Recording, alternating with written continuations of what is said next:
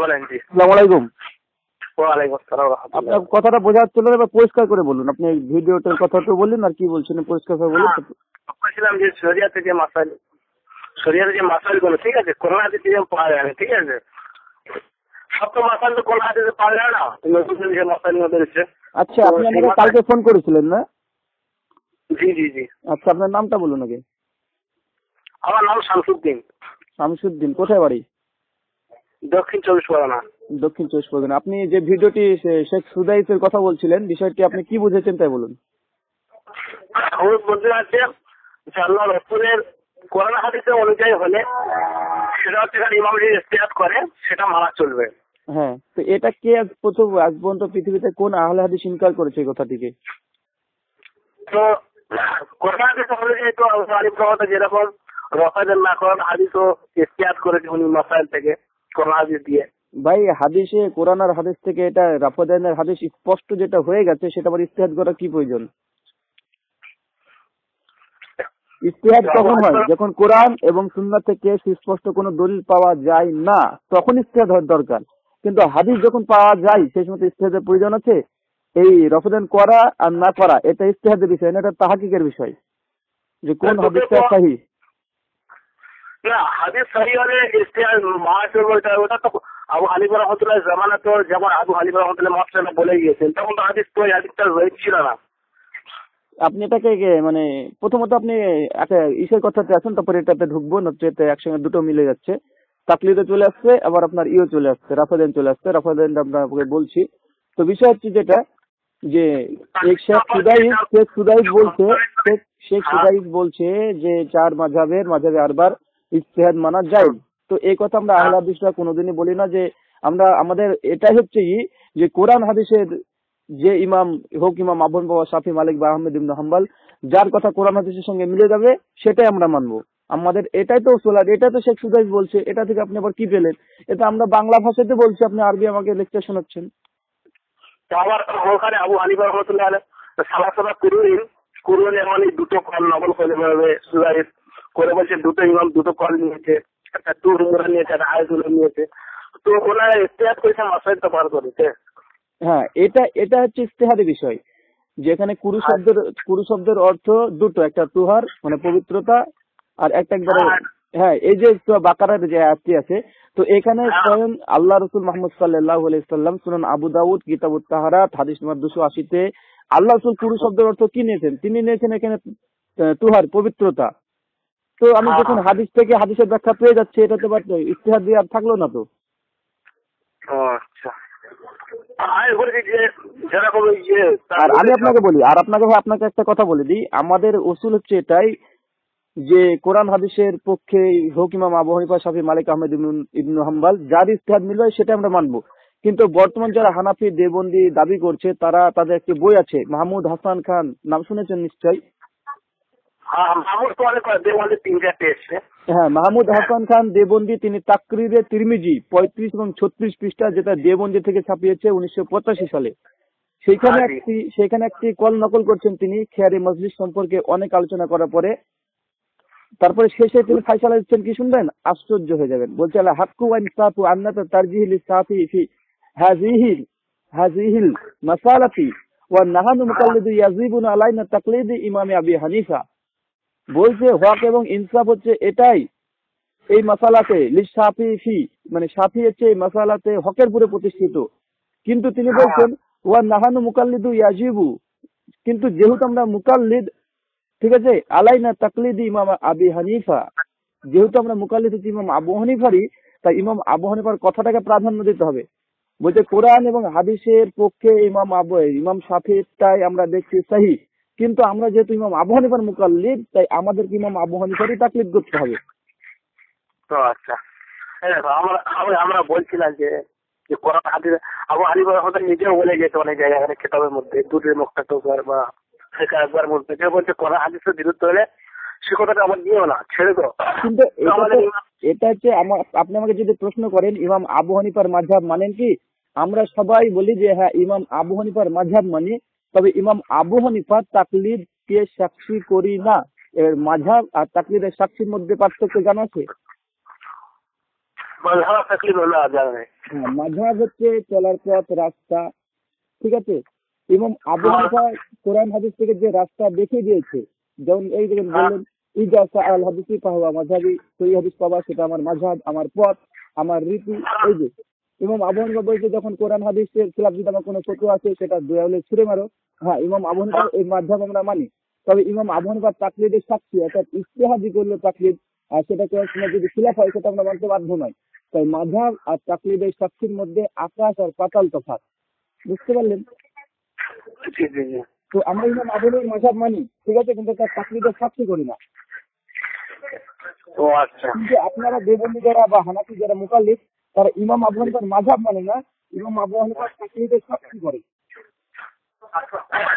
একটা তাকলিদের শাস্তি আর তাকলিদের শাস্তি হচ্ছে আমরা মানি, ঠিক আছে, কিন্তু আবু হানিফা আমরা তাকলিদের শাস্তি সব মানি করে হাদিসে অনুযায়ী।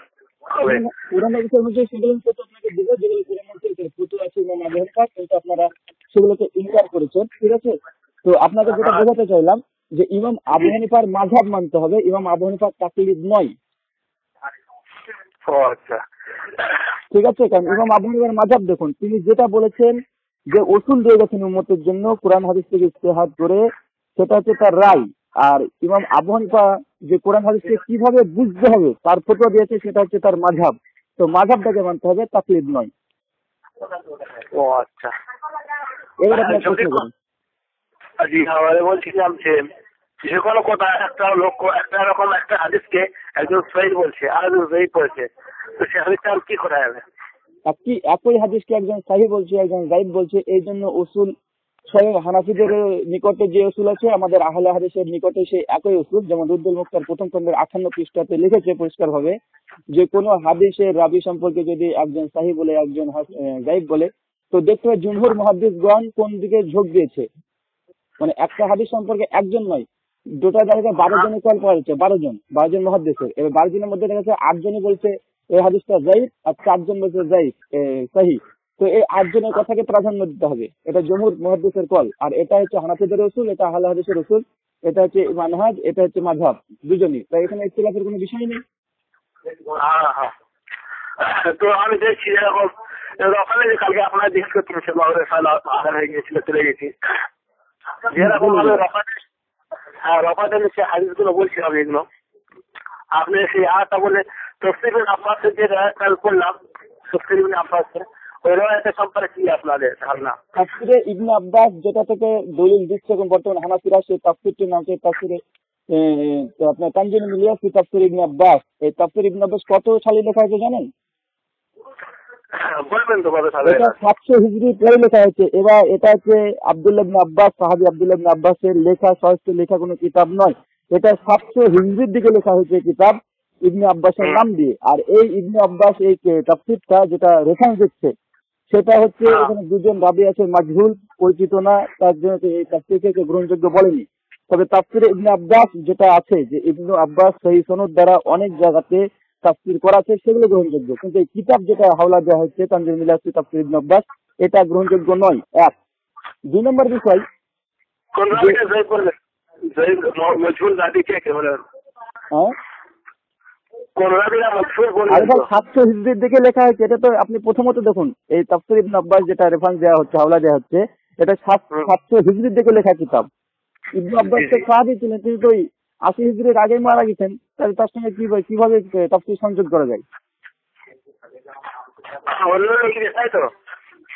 হ্যাঁ মানে অন্য লোক লিখে দেয়? অন্য লোক লিখেছে 700 হিজরির দিকে ভাই, 700 হিজরির দিকে লেখা কিতাব। ও আচ্ছা। আর 2 নম্বর, যে আপনি বলেন লা ইয়ারফা আইদিহিম ফিস সালাহ, আব্দুল্লাহ ইবনে আব্বাস বলছে তোমরা নামাজের মধ্যে হাত নড়াচড়া করো না। তো আপনি কি জানেন আব্দুল্লাহ ইবনে আব্বাস স্বয়ং তিনি নামাজের মধ্যে তিনি রাফল ইয়াদাইন করতেন, নিজে করতেন, তার আমল প্রমাণিত আছে। মুসান্নাফ আপনি আব্দুর রাজ্জাকে আছে, এবং আপনার মুসান্নাফ ইবনে আবি শাইবাতে আছে। আপনি সাইবাতে এরকম আছে ওমর রাদিয়াল্লাহু তাআলা থেকে বর্ণিত করতে সাউস বলছে আল্লাহ ওমর রাদিয়াল্লাহু তাআলা রফাদান করতেন না নামাজ। আরে ভাই ওমরের কথা বলছি না আমি, আগে আপনার এই যে আব্বাসের সম্পর্কে জিজ্ঞাসা করছেন, তারপর ইবনে আব্বাস সম্পর্কে বলছি। আব্দুল্লাহ ইবনে আব্বাস স্বয়ং নামাজের মধ্যে তিনি রাফল ইয়াদাইন করতেন। তো তিনি যদি ওই তাফসীর করেন তাহলে মানে তাই পরস্পর বিরোধী হয়ে গেল না? আব্দুল্লাহ ইবনে আব্বাস বলছে তুমি নামাজের মধ্যে রাফল ইয়াদাইন করো না, তার তাফসীর। আর এদিকে তিনি স্বয়ং নিজে নফল ইয়াদাইন করতেন। মুসান্নাফ আব্দুর রাজ্জাক হাদিস নাম্বার 2523 আছে এবং আবি সাহেবা 2431 আছে। ও আচ্ছা। আবু হামজা, আমি আপনাকে বলি একটা উসুল মনে রাখবেন, এটা আমাদের উসুল না, এটা ইমাম তাহাবি পরিষ্কার সারে মা আমিনাল আসার, ঠিক আছে, পৃষ্ঠা নম্বর 13, পৃষ্ঠা নম্বর 34, পৃষ্ঠা নম্বর 90 এই উসুলটা নির্ধারণ করেছেন। তিনি বলছেন কোন রাবি যখন কোন বর্ণনা ব্যাখ্যা করে বা কোন তাফসীর করে, ঠিক আছে, যেমন আব্দুল ইবনে আব্বাস একটা তাফসীর করেছে যেটা বললেন, তারপরে বলছে আর ওই রাবির যদি আমল আর বর্ণনাকৃত কোন তাফসীর বা হাদিসের পরিপন্থী আমল থাকে তাহলে আমলটা প্রাধান্য পাবে। তো দেখুন আব্দুল্লাহ ইবনে আব্বাসের তাফসীরটা যেটা সহিহ ধরে নি, যে তিনি বলছেন লা ইয়ারফা'দিন ফি সালাত, নামাজের মধ্যে তোমরা রাফাদান করো না, ঠিক আছে। তো কিন্তু স্বয়ং আব্দুল্লাহ ইবনে আব্বাস তিনি সালাতের মধ্যে নামাজের মধ্যে রুকুতে যাওয়ার সময়, রুকু থেকে ওঠার সময় তিনি রাফাদান করতেন, তার আমল এটা। তাই তাদের বর্ণনাকৃত তাফসীরটা মানসুখ বলে বিবেচিত হবে, তার আমলটা প্রাধান্য পাবে। আমলটা আছে ওটাই তো। হ্যাঁ, তাহলে ওমর রাদিয়াল্লাহু তাআলা বর্ণিত আছে যে এটা বুখারী শরীফে আছে, তো ওমর রাদিয়াল্লাহু তাআলা বর্ণিত আছে ওমর রাদিয়াল্লাহু তাআলা রাফাদান করতেন না নামাজের মধ্যে, যেরকম মুসলিম সাহেবাতে আছে। মানে কে ওমর রাদিয়াল্লাহু তাআলা বর্ণিত আছে, তাউস বলছেন ওমর রাদিয়াল্লাহু তাআলার ছাত্র বলছেন যে ওমর রাদিয়াল্লাহু তাআলা রাফাদান করতেন না নামাজের মধ্যে। আপনার এই কিসের হাদিস এটা? মুসলিম আবি সাহেবা আছে। ইবনে আবি সাহেবের কথা বলছেন তো? জি জি জি, ইবনে আবি সাহেবের কথা বলছেন। আর আপনার এই ওমর বিন খাত্তাবের কথা বললেন না কার কথা বললেন? বুখারী শরীফে কোন রাবি? ওমর খাত্তাব আসছে নাকি অন্য রাবি? অন্য রাবি কি আসছে সেটা বলতে হবে না, নাহলে কিভাবে বলছি। আচ্ছা, তাও আপনার কাছে মুসলিম সাহেব আছে, আমার কাছে নাই। আমি 3 মিনিট চেক করে পড়ি বলি। আমি যেটা বলছি যে আপনি যেটা বললেন যে কার কথা বর্ণনা করলেন, ওমর বিন খাত্তাব রাফাদান করতেন না তাই বর্ণনা করলেন। বুখারী শরীফে কার কথা আছে আমি এটা তো জানা নাই। আমি আপনাকে একটা কথা বলি যে এত দ্বন্দ্ব নিরসন যত সম্ভব মনে হচ্ছে আমার সম্ভাবনা ওমর রাদিয়াল্লাহু তাআলা আনহু তিনি আল্লাহ রাসূল সাল্লাল্লাহু আলাইহি সাল্লামের সঙ্গে তিনি রাফাদান করে সালাত আদায় করেছেন, সহিহ সনদে বর্ণনা করা হয়েছে। এমনকি হাফেজ জাইলাই হানাফি তিনি হাদিসের সনদকে হাসান সহিহ বলেছেন। হ্যাঁ জি, ওখানে বুখারী আমি সাহেব আপনার কাছে হয়তো আছে, তো ওখানে দেখুন আপনি ওখানে লিখে নিন যে রাফাদান করতেন না। কে? ওমর রাদিয়াল্লাহু তাআলা আনহু। কিসে আছে? ইবনে আবি সাহেবাতে হাদিসের নাম্বার জানা নাই, ইনশাআল্লাহ যদি আমি বিকালে ইনশাআল্লাহ ফোন করব, ঠিক আছে। আচ্ছা, আপনাকে একটা কথা বলি, এত দ্বন্দ্ব নিরসন তখনই হবে যখন প্রমাণিত এটা হবে যে রাসূল মুহাম্মদ সাল্লাল্লাহু আলাইহি সাল্লাম মৃত্যু পর্যন্ত সালাত আদায়ে রাফাদান করেছেন, তখনই সমস্ত সমস্যার সমাধান হয়ে যাবে। ঠিক, তো আপনাকে আমি বলছি যে আল্লাহ রাসূল মৃত্যু পর্যন্ত সালাতের মধ্যে রাফাদান প্রমাণ করে দিচ্ছি আমি, সেই সনদে ইবনে ওমরের বাইহাকির ওই হাদিস দিয়ে নয়, অন্য হাদিস থেকে, সহিহ বুখারী থেকে প্রমাণ করে দিচ্ছি আপনাকে যে আল্লাহ রাসূল মৃত্যু পর্যন্ত সালাতে রাফাদান করতেন। তবে তো আর কোনো দিন দ্বন্দ্ব আমাদের না থাকারই কথা, তাই কিনা? অবশ্যই, এটা তো ভালো জানতো। আমি শুনেছি বুখারী শরীফে আমি দেখেছি বুখারী এরকম নাই তো মরে যাওয়া পর্যন্ত রাফাদান করে এরকম নাই, অন্য আছে। এটা মানে একটু গবেষণার বিষয়, আপনাকে গবেষণাটা আমি বলে দিচ্ছি, আপনার খাতা কলম যদি থাকে আপনি হাদিস নাম্বার গুলো বলছি আপনি লিখে নেন। আচ্ছা, বুখারী কত নম্বর হাদিস আছে বলেন? আমি আপনাকে একটু বলছি, একটু কান দিয়ে শুনতে হবে, ভালোভাবে বুঝতে হবে, তবেই বুঝতে পারবেন। আচ্ছা, মরে যাওয়া বললো রাফাদান করে বুখারী শরীফ আছে, কত নম্বর হাদিস কত পৃষ্ঠায় বলে দিবি? হ্যাঁ, আমি বলে দিচ্ছি, ঠিক আছে। হ্যাঁ জি, বলছি প্রথমে শুনুন যে মালিক বিন হুয়াইরিস, মালিক বিন হুয়াইরিস তিনি বর্ণনাকারী, বুখারী সহিহ বুখারী প্রথম খণ্ড 88 পৃষ্ঠা, হাদিস নম্বর 631, মূল আরবি। বাংলাতে যদি দেখেন, বাংলা কত বললেন? হাদিস নম্বর 631 পৃষ্ঠা নম্বর 88। হ্যাঁ, ঠিক আছে, আমি বলছি, তারপরে শুনুন ভাই, এখন শেষ হয়নি। আচ্ছা, বুখারী শরীফ দেখছি আমি, ঠিক আছে, দেখা আপনি মিস করলে না দাঁড়ান, শুনুন। হ্যালো, জি, আপনি ফোন কাটার প্রয়োজন নেই, আপনাকে বলে দিচ্ছি, তারপর আপনি দেখে আবার আপনি পরে ফোন করবেন। এখন আমি শেষ করিনি তো কথাটা। আচ্ছা আচ্ছা, মালিক বিন হুয়াইরিস তিনি ইসলাম কবুল করেন 9ম হিজরিতে। কত হিজরিতে? 9 হিজরিতে। 9ম হিজরিতে। ইসলাম পরিপূর্ণ হয় কত হিজরিতে? 10ম হিজরি 9 জিলহজ। মালিক বিন হুয়াইরিসকে এই সহিহ বুখারী যে রেফারেন্স দিলাম 631 নম্বর হাদিস, মালিক বিন হুয়াইরিস বলছে যে আল্লাহ রাসূলের কাছে আমরা একটা জামাত গেলাম এবং 20 দিন 20 রাত্রি ছিলাম। তারপর আল্লাহ রাসূল সাল্লাল্লাহু আলাইহি ওয়াসাল্লামের কাছ থেকে আমরা বাড়ি যাওয়ার জন্য পারমিশন চাইলাম। বা আল্লাহ রাসূল বুঝতে পারলেন, তখন আল্লাহ রাসূল আমাদেরকে অনেক নসিহত করলেন। কি নসিহত? যে সাল্লু কামা রাআইতুমুনি উসাল্লি, নামাজ আমাকে আদায় যেভাবে করতে দেখলে সেভাবে তোমরা সালাত আদায় করবে। হাদিস জানা আছে। এটা হচ্ছে কাকে আল্লাহ রাসূল বলছেন? মালিক বিন হুয়াইরিসকে। কত হিজরিতে? নবম হিজরিতে। 20 দিন 20 রাত্রি ছিল। এবার চলে আসেন সহিহ বুখারী 824 নম্বর হাদিস। 824 নম্বর হাদিস। সেখানে 824 নম্বর হাদিস, মালিক বিন হুয়াইরিস বলছে তারপরে তার গ্রামে গিয়ে যে আসো তোমাদেরকে মসজিদে ডেকে বলছে, আসো তোমাদেরকে আমরা আল্লাহ রাসূলের সালাত আদায় করিয়ে দেখাই। ঠিক আছে। এবার মালিক বিন হুয়াইরিস কিভাবে সালাত আদায় করে দেখালেন সেটা বর্ণনা চলে এসেছে সহিহ বুখারী 735 নম্বর হাদিস। মালিক বিন হুয়াইরিস বলছেন যে আমি যখন রাসূল যখন সালাত আদায় করতেন রুকুতে যাওয়ার সময় এবং রুকু থেকে ওঠার সময় রাফদান করতেন। দেখুন তিনটে হাদিসকে একত্রিত করুন।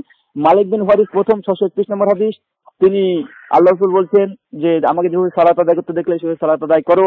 মালিক বিন হুয়াইরিস সহিহ বুখারী 824 নম্বর হাদিসে বলছে আসো তোমাদেরকে দেখাই যে আল্লাহ রাসূল কিভাবে সালাত আদায় করেছেন। সহিহ বুখারী হাদিস নম্বর 737, সেখানে বলছে যে আল্লাহ রাসূল সাল্লাল্লাহু আলাইহি ওয়াসাল্লাম রুকুতে যাওয়ার সময় এবং রুকু থেকে ওঠার সময় তিনি রাফাল ইয়াদাইন করে সালাত আদায় করতেন। অর্থাৎ নবম হিজরি পর্যন্ত প্রমাণিত যে আল্লাহ রাসূল একদম রফদান করে সালাত আদায় করেছে। ইসলাম পরিপূর্ণ হয়েছে দশম হিজরিতে। আচ্ছা। এটা যখন হাদিসগুলো যখন বুঝতে হয় তখন কোন সাহাবী কখন ইসলাম কবুল করে সেটা যদি আপনার জানা থাকে অবশ্যই আপনি ধরে ফেলবেন যে এটা মানসিক হয়েছে কি হয়নি। তার মানে নবম হিজরি পর্যন্ত প্রমাণিত হয়ে যাচ্ছে যে আল্লাহ রাসূল রফদান করে সালাত আদায় করতেন। কেননা মালিক বিন হুয়াইরিস 20 দিন এবং 20 রাত্রি আল্লাহ রাসূলের কাছে ছিলেন এবং আল্লাহ রাসূল তাকে নির্দেশ দিয়েছেন যেভাবে সালাত আদায় করতে দেখে সেইভাবে সালাত আদায় করবে। এক। 2 নম্বর দলিল, ওয়াইল বিন হুজর, একজন বিখ্যাত সাহাবী ওয়াইল বিন হুজর, তিনি পরিষ্কার আল্লাহ রাসূল তার জন্য দোয়া করেছেন। ওয়াইল বিন হুজর ইসলাম কবুল করেন নবম হিজরিতে। ওয়াইল বিন হুজর নবম হিজরিতে ইসলাম কবুল করেন। তো তিনি তারপরে বলছেন তারপর আমি আপনি সুনান নাসাই দেখে নেবেন। সুনান নাসাই 1159 নম্বর হাদিস। 1159 নম্বর হাদিস এবং ইমাম নাসাই কুবরাতে আছে 750 নম্বর হাদিস। ওয়াইল বিন হুজর নবম হিজরিতে ইসলাম কবুল করেন। তারপরে বলছে অতঃপর আমি দশম হিজরিতে মানে তার পরের বছরে আল্লাহ রাসূলের কাছে গেলাম এবং তখন দেখলাম তিনি রুকুতে যাওয়ার সময় রুকু থেকে ওঠার সময় চাদরের মধ্যে থেকে হাত বের করে তিনি সালাতে রাফল ইয়াদাইন করছে। তার মানে দশম হিজরি পর্যন্ত ওয়াইল বিন হুজর নবম হিজরিতে ইসলাম কবুল করেন। দশম হিজরিতে আল্লাহ রাসূলের কাছে গিয়েছেন, গিয়ে দেখছেন তিনি সালাতের মধ্যে আল্লাহ রাসূল রফদান করছেন। আর ওয়াইল বিন হুজর অন্য বর্ণনায় তিনি বলছে যে সুনান নাসাই দেখবেন 889 হাদিস, তিনি বলছে আমি ফলো করছিলাম আল্লাহ রাসূল কিভাবে সালাত আদায় করছে আমি সেটা দেখবো। 889 নম্বর হাদিস। এই হাদিসটা একাধিক জায়গাতে বর্ণনা হয়েছে। তো দুটো হাদিস থেকে স্পষ্টভাবে প্রমাণিত যে ওয়াইল বিন হুজর নবম হিজরিতে ইসলাম কবুল করেন। আল্লাহ রাসূলের কাছে গিয়েছিলেন দশম হিজরিতে মদিনাতে, গিয়ে দেখছে শীতের সময়তে আল্লাহ রাসূল হাত বের করে তিনি সালাতে রাফল ইয়াদাইন করছেন। আর ওয়াইল বিন হুজর সাক্ষ্য দিচ্ছেন সুনান নাসাই হাদিস নম্বর 889 যে আমি অবশ্যই আল্লাহ রাসূলের সালাতকে ফলো করব তিনি কিভাবে সালাত আদায় করছেন। তো দশম হিজরি পর্যন্ত প্রমাণিত হয়ে যাচ্ছে, আর কি প্রয়োজন? তাহলে এই সমস্ত হাদিসে বোঝা যায় যে আল্লাহ রাসূল মরে যাওয়ার পর্যন্ত রফদান করে গেছে। অবশ্যই, কারণ ওয়াইল বিন হুজর তো নবম হিজরিতে ইসলাম কবুল করেছে, এই নিয়ে তো কোনো মতভেদই নেই। যে কোনো আপনি হায়াতুল সাহাবা দেখতে পারেন, এমনকি আপনার উমদাতুল কারি সারে বুখারী আপনার আল্লামা আইনি বদরুদ্দিন আইনি তিনি পঞ্চম খণ্ডে 274 পৃষ্ঠা সহিহ বুখারীতে ব্যাখ্যা করতে গিয়ে তিনিও লিখেছেন ওয়াইল বিন হুজর নবম হিজরিতে ইসলাম কবুল করেন আর তিনি দশম হিজরিতে আল্লাহ রাসূলের কাছে গিয়েছেন। হাদিস সহিহ হাদিস দ্বারা প্রমাণিত 1159 নম্বর হাদিস সুনান নাসাই, দশম হিজরিতে তিনি গিয়েছেন আল্লাহ রাসূলের কাছে, তিনি রফদান দিয়ে সালাত আদায় করতে দেখেছেন আল্লাহ রাসূলকে। আর ইবনে উমার যে হাদিসটা বলছেন বাইহাকিতে আছে, ওটা বাইহাকিতে হাদিসটা আসলে নেই, ওটা ভুলভাবে হাফেজ জাইলাই হানাফি তিনি প্রথম বাইহাকির দিকে সম্বোধন করেছেন। হাদিসটি মূলত যেটা যে কিতাবে আছে তালখিজুল হাবিরে আছে ইমাম হাজার আসকালানির। হাদিসের সনদ যায়িফ, আমরা জানি হাদিসটা সনদ যায়িফ, ঠিক আছে, কিন্তু হাদিসটা একটা সনদে নয় বেশ কিছু সনদে আছে, তার জন্য হাদিসটাকে হাসান বলা হয়। ও আচ্ছা। তো যায়িফ হাদিস যেগুলো আছে যেগুলো আবু হানিফা রাহমাতুল্লাহ আলাইহি বর্ণিত করতে যে রফদান না করে হাদিস বা ইব্রাহিম নাখি বলেছে রফদান না করে হাদিস অনেকজন বর্ণনা করে। এখন আপনাকে বলি ইমাম বুখারী একটি স্বতন্ত্র গ্রন্থ রচনা করেছেন জুজুর রাফল ইয়াদাইনের পক্ষে, বুঝতে পারলেন? সেই সময়তে দেখুন ইমাম বুখারী সেই সময় একটা গ্রন্থ রচনা করেছেন আর তিনি মুকাদ্দমা 2 পৃষ্ঠাতে বলেছেন কোন সাহাবী থেকে প্রমাণিত নয় যে তারা রাফদাইন করতেন না। তিনি বলে দিয়েছেন কোন সাহাবী থেকে প্রমাণিত না সহিহ সনদে। হাদিস অন্য বর্ণনা আছে কিন্তু ইমাম বুখারী বলছে একটা হাদিসের সনদ সহিহ নয়। ইমাম বুখারী ধরুন আমাদের মতো তো এক পেশের কথা বলেনি, না না সেই তাহলে তিনি বড় তো আলী জুজুল রাফাদানের 2 পৃষ্ঠা এবং 35 পৃষ্ঠাতে বলেছেন কোন সাহাবী থেকে সহিহ সনদ দ্বারা প্রমাণিত নয় যে তারা রাফাদান করতেন না। তিনি বলেছেন পরিষ্কার ভাবে। আচ্ছা আর সবচেয়ে বড় কথা আপনাকে যেটা সাহিহ বুখারী থেকে দিলাম মালিক বিন হুয়াইরিসের হাদিস, এটা কেউ খণ্ডন করতে পারবে না। আর এটা থেকে মৃত্যু পর্যন্ত প্রমাণিত হয়ে যায়, ওয়াইল বিন হুজর থেকে প্রমাণিত হয়ে যায়, এমনকি আপনার এই আবু বকর ওমর ওসমান আলী থেকে প্রমাণিত আছে। আপনাকে একটু রেফারেন্স দিলে আপনি আরো মানে বিষয়টাকে আপনি মানে অনুধাবন করতে পারবেন। আপনাকে তার জন্য কয়েকটা আমি কথা না বললে নয়, আপনাকে বলে দিই হ্যাঁ যে ইবনু ওমর রাদিয়াল্লাহু তাআলা আনহু, ওমর বিন খাত্তাবের সন্তান, হ্যাঁ তিনি বলছেন তাই বুখারীতে আপনি হাদিস দেবেন 116 নম্বর হাদিস এবং 601 নম্বর হাদিস। ইবনু ওমর বলছে আমি রাসূল সাল্লাল্লাহু আলাইহি ওয়াসাল্লামের সঙ্গে মৃত্যু পর্যন্ত সালাত আদায় করছি, মৃত্যু পর্যন্ত। আচ্ছা ঠিক। এবার দেখুন এই ইবনু ওমরই হাদিস বর্ণনা করছে সাহিহ বুখারী 739 নম্বর হাদিস, যে ইবনু ওমর বলছে আমি যখন রাসূল যখন সালাত আদায় করতেন রুকুতে যাওয়ার সময় এবং রুকু থেকে ওঠার সময় রাফল ইয়াদান করতেন। সাহিহ বুখারী 116তে বলছে মৃত্যু পর্যন্ত আমি আল্লাহ রাসূলের পেছনে সালাত আদায় করেছি। আর তিনি বর্ণনা করছেন যে আল্লাহ রাসূল সাল্লাল্লাহু আলাইহি ওয়াসাল্লাম তিনি কি করতেন, রুকুতে যাওয়ার সময় রুকু থেকে ওঠার সময় সালাত রাফাদান করতেন। তো মৃত্যু পর্যন্ত বর্ণনা পাওয়া যাচ্ছে সাহিহ বুখারী থেকে, এক নয় অসংখ্য আছে। এই হাদিসটা ইবনু ওমর হাদিসটা শুনেন আবু দাউদ হাদিস নম্বর 741 আছে, বাইহাকি হাদিস নম্বর 2509 আছে, 2841 আছে, মারিফাতুস সুনান আল আসারে আছে 3232 নম্বর, শারুস সুন্নাহ ইমাম বাগাবীর কিতাব 560 আছে। এইভাবে আপনাকে যদি বলি আবু বকর রাদিয়াল্লাহু তাআলা আনহুর কথাও পাওয়া যায়। আবু বকর রাদিয়াল্লাহু তাআলা আনহু তিনি বলছেন যে মৃত্যু পর্যন্ত আল্লাহ রাসূলের পেছনে আমি সালাত আদায় করেছি। সাহিহ বুখারীতে আছে 683 নম্বর হাদিস। আর আবু বকর রাদিয়াল্লাহু তাআলা আনহু তিনি বলছেন বর্ণনা করছেন যে আল্লাহ রাসূল যখন রুকুতে যেতেন এবং রুকু থেকে উঠতেন তখন রাফল ইয়াদান করতেন। কানজুল উম্মালে আছে 22055 নম্বর হাদিস। হাফেজ জাইলি হানাফি নাজবুর রায়াতে প্রথম খণ্ডে 416 পৃষ্ঠাতে নকল করেছেন। হ্যাঁ জি একইভাবে আলী রাদিয়াল্লাহু তাআলা আনহু থেকে বর্ণিত আছে যে আলী রাদিয়াল্লাহু তাআলা আনহু বলছেন আমি আল্লাহ রাসূলের সঙ্গে মৃত্যু পর্যন্ত সালাত আদায় করেছি। সহিহ মুসলিম হাদিস নম্বর 418। আর আলী রাদিয়াল্লাহু তাআলা আনহু তিনি বলছেন যে আল্লাহ রাসূল যখন রুকুতে যেতেন এবং রুকু থেকে উঠতেন তখন সালাতের মধ্যে রাফল ইয়াদান করতেন। সুনান ইবনু মাজাহ হাদিস নম্বর 864, সুনান তিরমিজি হাদিস নম্বর 3423, সুনান আবু দাউদ হাদিস নম্বর 744। আমি বলছিলাম যে সাক্ষ্য দেখুন খোলাফায়ে রাশিদা থেকে সহিহ সূত্রে পাওয়া যাচ্ছে মৃত্যু পর্যন্ত কারা ছিলেন আল্লাহ রাসূলের পেছনে। তো বলে দেখা যাচ্ছে আবু বকর ছিলেন, ওমর ছিলেন, উসমান ছিলেন, আলী ছিলেন, আব্দুল ইবনে আব্বাস ছিলেন। আর তারা বর্ণনা করছেন যে আল্লাহ রাসূল রুকুতে যাওয়ার সময় রুকু থেকে ওঠার সময় সালাতের মধ্যে রাফাদান করতেন। তাহলে এখানে মৃত্যু পর্যন্ত প্রমাণ হলো কি হলো না? আর আমি আরেকটা যে দেখলাম যে মুসাইন নবী সাহেবা না তো আব্দুল রাজ্জাক দুটো গ্রাম সব আব্দুল রাজ্জাকের মধ্যে আছে আল্লাহ রাসূল আবু বকর ওমর এরা হচ্ছে তারা রাফাদান করতেন না নামাজের মধ্যে, এটা সূত্রে পাওয়া যায়। আপনাকে তো প্রথমে বলে দিলাম যে সহিহ সূত্রে কোনো হাদিস বর্ণিত হয়নি। তো যখন অনেক কটা হাদিস হয়ে গেছে, আমি 10-15টা হাদিস শুনলাম বা দেখলাম, তো ওখানে তো অনেক হাদিস হাসানের দরজা পৌঁছে গেছে। হাসানের দরজা পৌঁছে গেছে বলছেন তো, কিন্তু হাদিসগুলো যে কোনো একটা তো সহিহ সনদে আসতে হবে, নচেত তার হাসান হবে না, তাই কি না?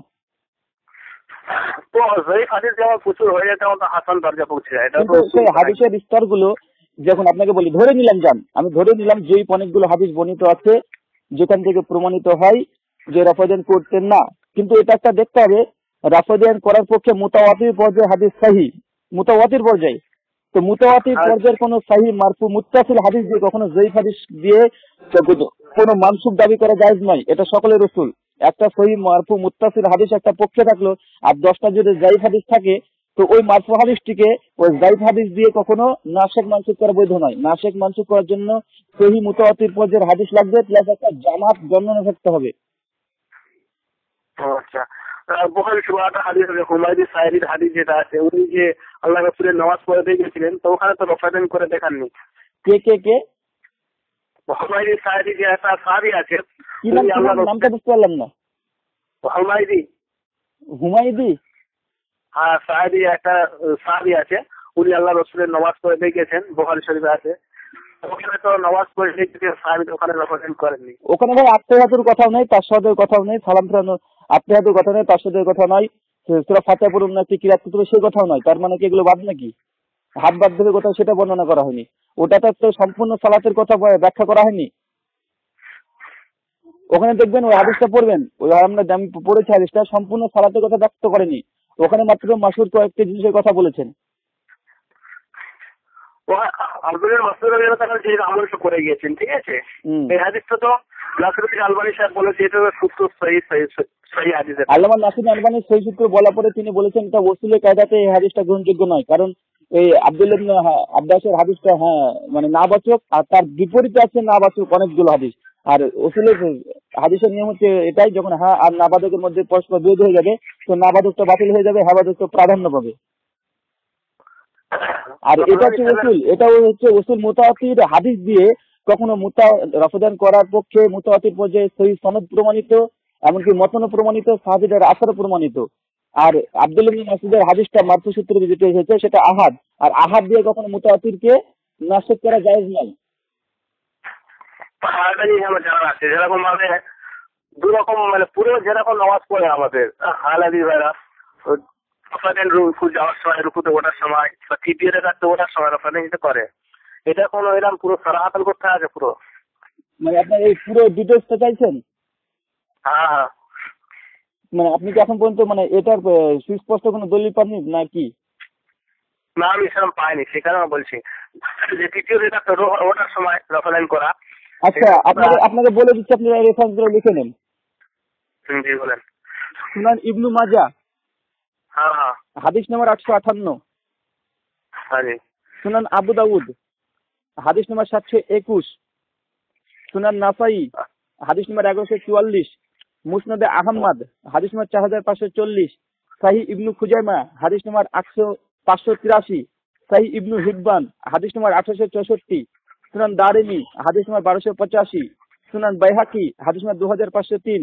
তাবরানি সাগির, হাদিস নম্বর 1168। মুসনাদে শাফিঈ, হাদিস নম্বর 192, 196। মুসনাদে বাজ্জার, হাদিস নম্বর 6002। সুনান নাসাইল কুবরা, হাদিস নম্বর 734। সহিহ ইবনু হিব্বান, হাদিস নম্বর 1164। সুনান দারিমি, হাদিস নম্বর 1285। ঠিক আছে। সুনান আপনার আবু ইয়ালা, হাদিস নম্বর 5481। আবু আওয়ানা আপনার হচ্ছে সারে মুসকুলিল আল আসার, হাদিস নম্বর 5827। সারে মাআনিন আল আসার, ইমাম তাহাবির কিতাব, হাদিস নম্বর 1337। মারিফাতুস সুনান আল আসার, হাদিস নম্বর 2945। 3218। আল মুনতাকা, হাদিস নম্বর 177। আর কত নেবেন ভাই? ওখানে পুরো আছে এরকম ভাবে, তাই তো? ইবনে উমাইর সূত্রে বর্ণনা আছে, রাসূল সাল্লাল্লাহু আলাইহি ওয়াসাল্লামকে দেখেছি যখন তিনি সালাত আরম্ভ করতেন, রুকুতে যেতেন, রুকু থেকে উঠতেন, কাকবার বা সালাত মানে রফদান করতেন, যখন দুই সিজদা দেওয়ার পরে তৃতীয় রাকাতের জন্য দাঁড়াতেন, তখনও তিনি রাফলিদাইন করতেন। সহিহ মুসলিম 390। সুনান ইবনে মাজাহ, হাদিস নম্বর 858। সুনান আবু দাউদ, হাদিস নম্বর 721। নাসাই, হাদিস নম্বর 144। এই কিতাবে সিত্তা থেকে দিলাম, আর বাকি তো তখন দিলাম অনেকগুলো। আরেকটা আমি জিজ্ঞেস করি আপনাকে, যে সমস্ত লোকেরা, ঠিক আছে, তো সাহাবী যেরকম করেছেন, এটা তো প্রমাণ পাওয়া যায় কিন্তু সাহাবী এরকম করেছেন, রফাদান করেননি, সেই সূত্রে প্রমাণিত নয়। ইমাম বুখারী বলে দিয়েছেন সেই সূত্র থেকে প্রমাণিত নয়। হাফেজ ইবনে আব্দুল বার তার তামহিদে তিনি পরিষ্কার করে বলছেন 9 খণ্ডে যে না, কোন সাহাবী থেকে প্রমাণিত নয় যে তারা রফাদান ছেড়ে দিয়েছে। আরেকটা জিনিস আমি জিজ্ঞেস করি, যেগুলো যদি হাদিস থেকে প্রমাণিত হয়, তারপর তাবিনরা ইব্রাহিম নাখি এরা ফতোয়া পাওয়া যায়, ইব্রাহিম নাখাইর যে ফতোয়া পাওয়া যায়, আপনার কাছে হানাফিদের নামাজ বইটি আছে? হানাফিদের নামাজ, হ্যাঁ শুনেছি। হানাফিদের নামাজ বইটি বশির হোসেন কাশেমি দেওবন্দীদেরই লেখা। 133 পৃষ্ঠাতে তিনি লিখেছেন, কোন তাবির কথা হানাফিদের নিকটে হুজ্জত না, তাবির কথা তার আমল হুজ্জত না, দলিল না। তো সেটা দলিলে লাভ নেই। ইব্রাহিম নাখাই তিনি একজন তাবি ছিলেন, আর তারপরে তিনি তার আমল যদি ওটা থাকে ওটা গ্রহণযোগ্য নয় হানাফিদের নিকটেও, এমনকি আহলে হাদিসের নিকটে তাবির কথা হুজ্জত না। এটা সকলেরই একমত আছে। সব একমত আছে। যে সমস্ত লোকেরা আমল করে গিয়েছে, ঠিক আছে, ওই জামানা থেকে নিয়ে আমল করছে, এই আমলটা কি ভুল? এই আমলটা তার কাছে যে সহিহ হাদিস আসার পরেও তিনি যদি আমলটা যদি না গোরামি করে না থাকতেন তবে অবশ্যই ভুল। আর যদি তিনি জানতেন না সহিহ হাদিস, অনেক সহিহ হাদিস জানতেন না, তাহলে সেটা কোনো সমস্যা নেই। যেমন ওমর বিন খাত্তাব, ওই যে ঘরের মধ্যে সালাম দিয়ে প্রবেশ করতে হয়, 3 বার সালাম দিয়ে চলে আসতে হয়, এটা ওমর বিন খাত্তাব জানতেন না? বিখ্যাত হাদিস সকলে জানে, সেটা জানি বুখারী শরীফ। হাদিস জানতেন না, তার জন্য তিনি হাদিসের পরিবর্তে ফতোয়া দিয়েছিলেন। তার মানে ওমর বিন খাত্তাবকে ভুল বলবেন? তিনি জানতেন না, তিনি বলেছেন, যখন শুনতে পেয়েছেন রুজু করে নিয়েছেন। এবারে ইব্রাহিম নাখের কথা বললেন, তিনি যদি সেই সনদে হাদিস না পেতেন। আমি এটা জিজ্ঞেস করছি যে 14টা বছর 15টা বছর হয়ে যাচ্ছে, যে অতদিন হয়ে যাচ্ছে, সমস্ত লোক আমল করে আসছে, বড় বড় মহাদিস হয়েছে, এর মধ্যে বড় বড় আলেম হয়েছে, তা সে সমস্ত লোকেরা কি সব ভুল করেছে? এখানে দুটো বিষয়, যে কোনো ব্যক্তির কাছে সহিহ হাদিস আসার পরেও শুধু যদি মাযহাব মানার কারণে যদি আল্লাহ রাসূলের সুন্নাতকে ইনকার করে, তাহলে শেখ শাহ ওলিউল্লাহ মুহাদ্দিস দেহলভী তার হুজ্জাতুল বালিগা প্রথম খণ্ডের 155 পৃষ্ঠার শেষের দিকে একবার পরিষ্কার করে লিখেছেন যে এই ব্যক্তি যদি এরকম আচরণ হয় শুধুমাত্র মাযহাবের কারণে, আল্লাহ রাসূলের কোন সুন্নাতকে ছেড়ে দেয় মাযহাব মানার কারণে, কিয়ামতের দিনে এইসব ব্যক্তিরা কি করবে, কি জবাব দেবে এরা?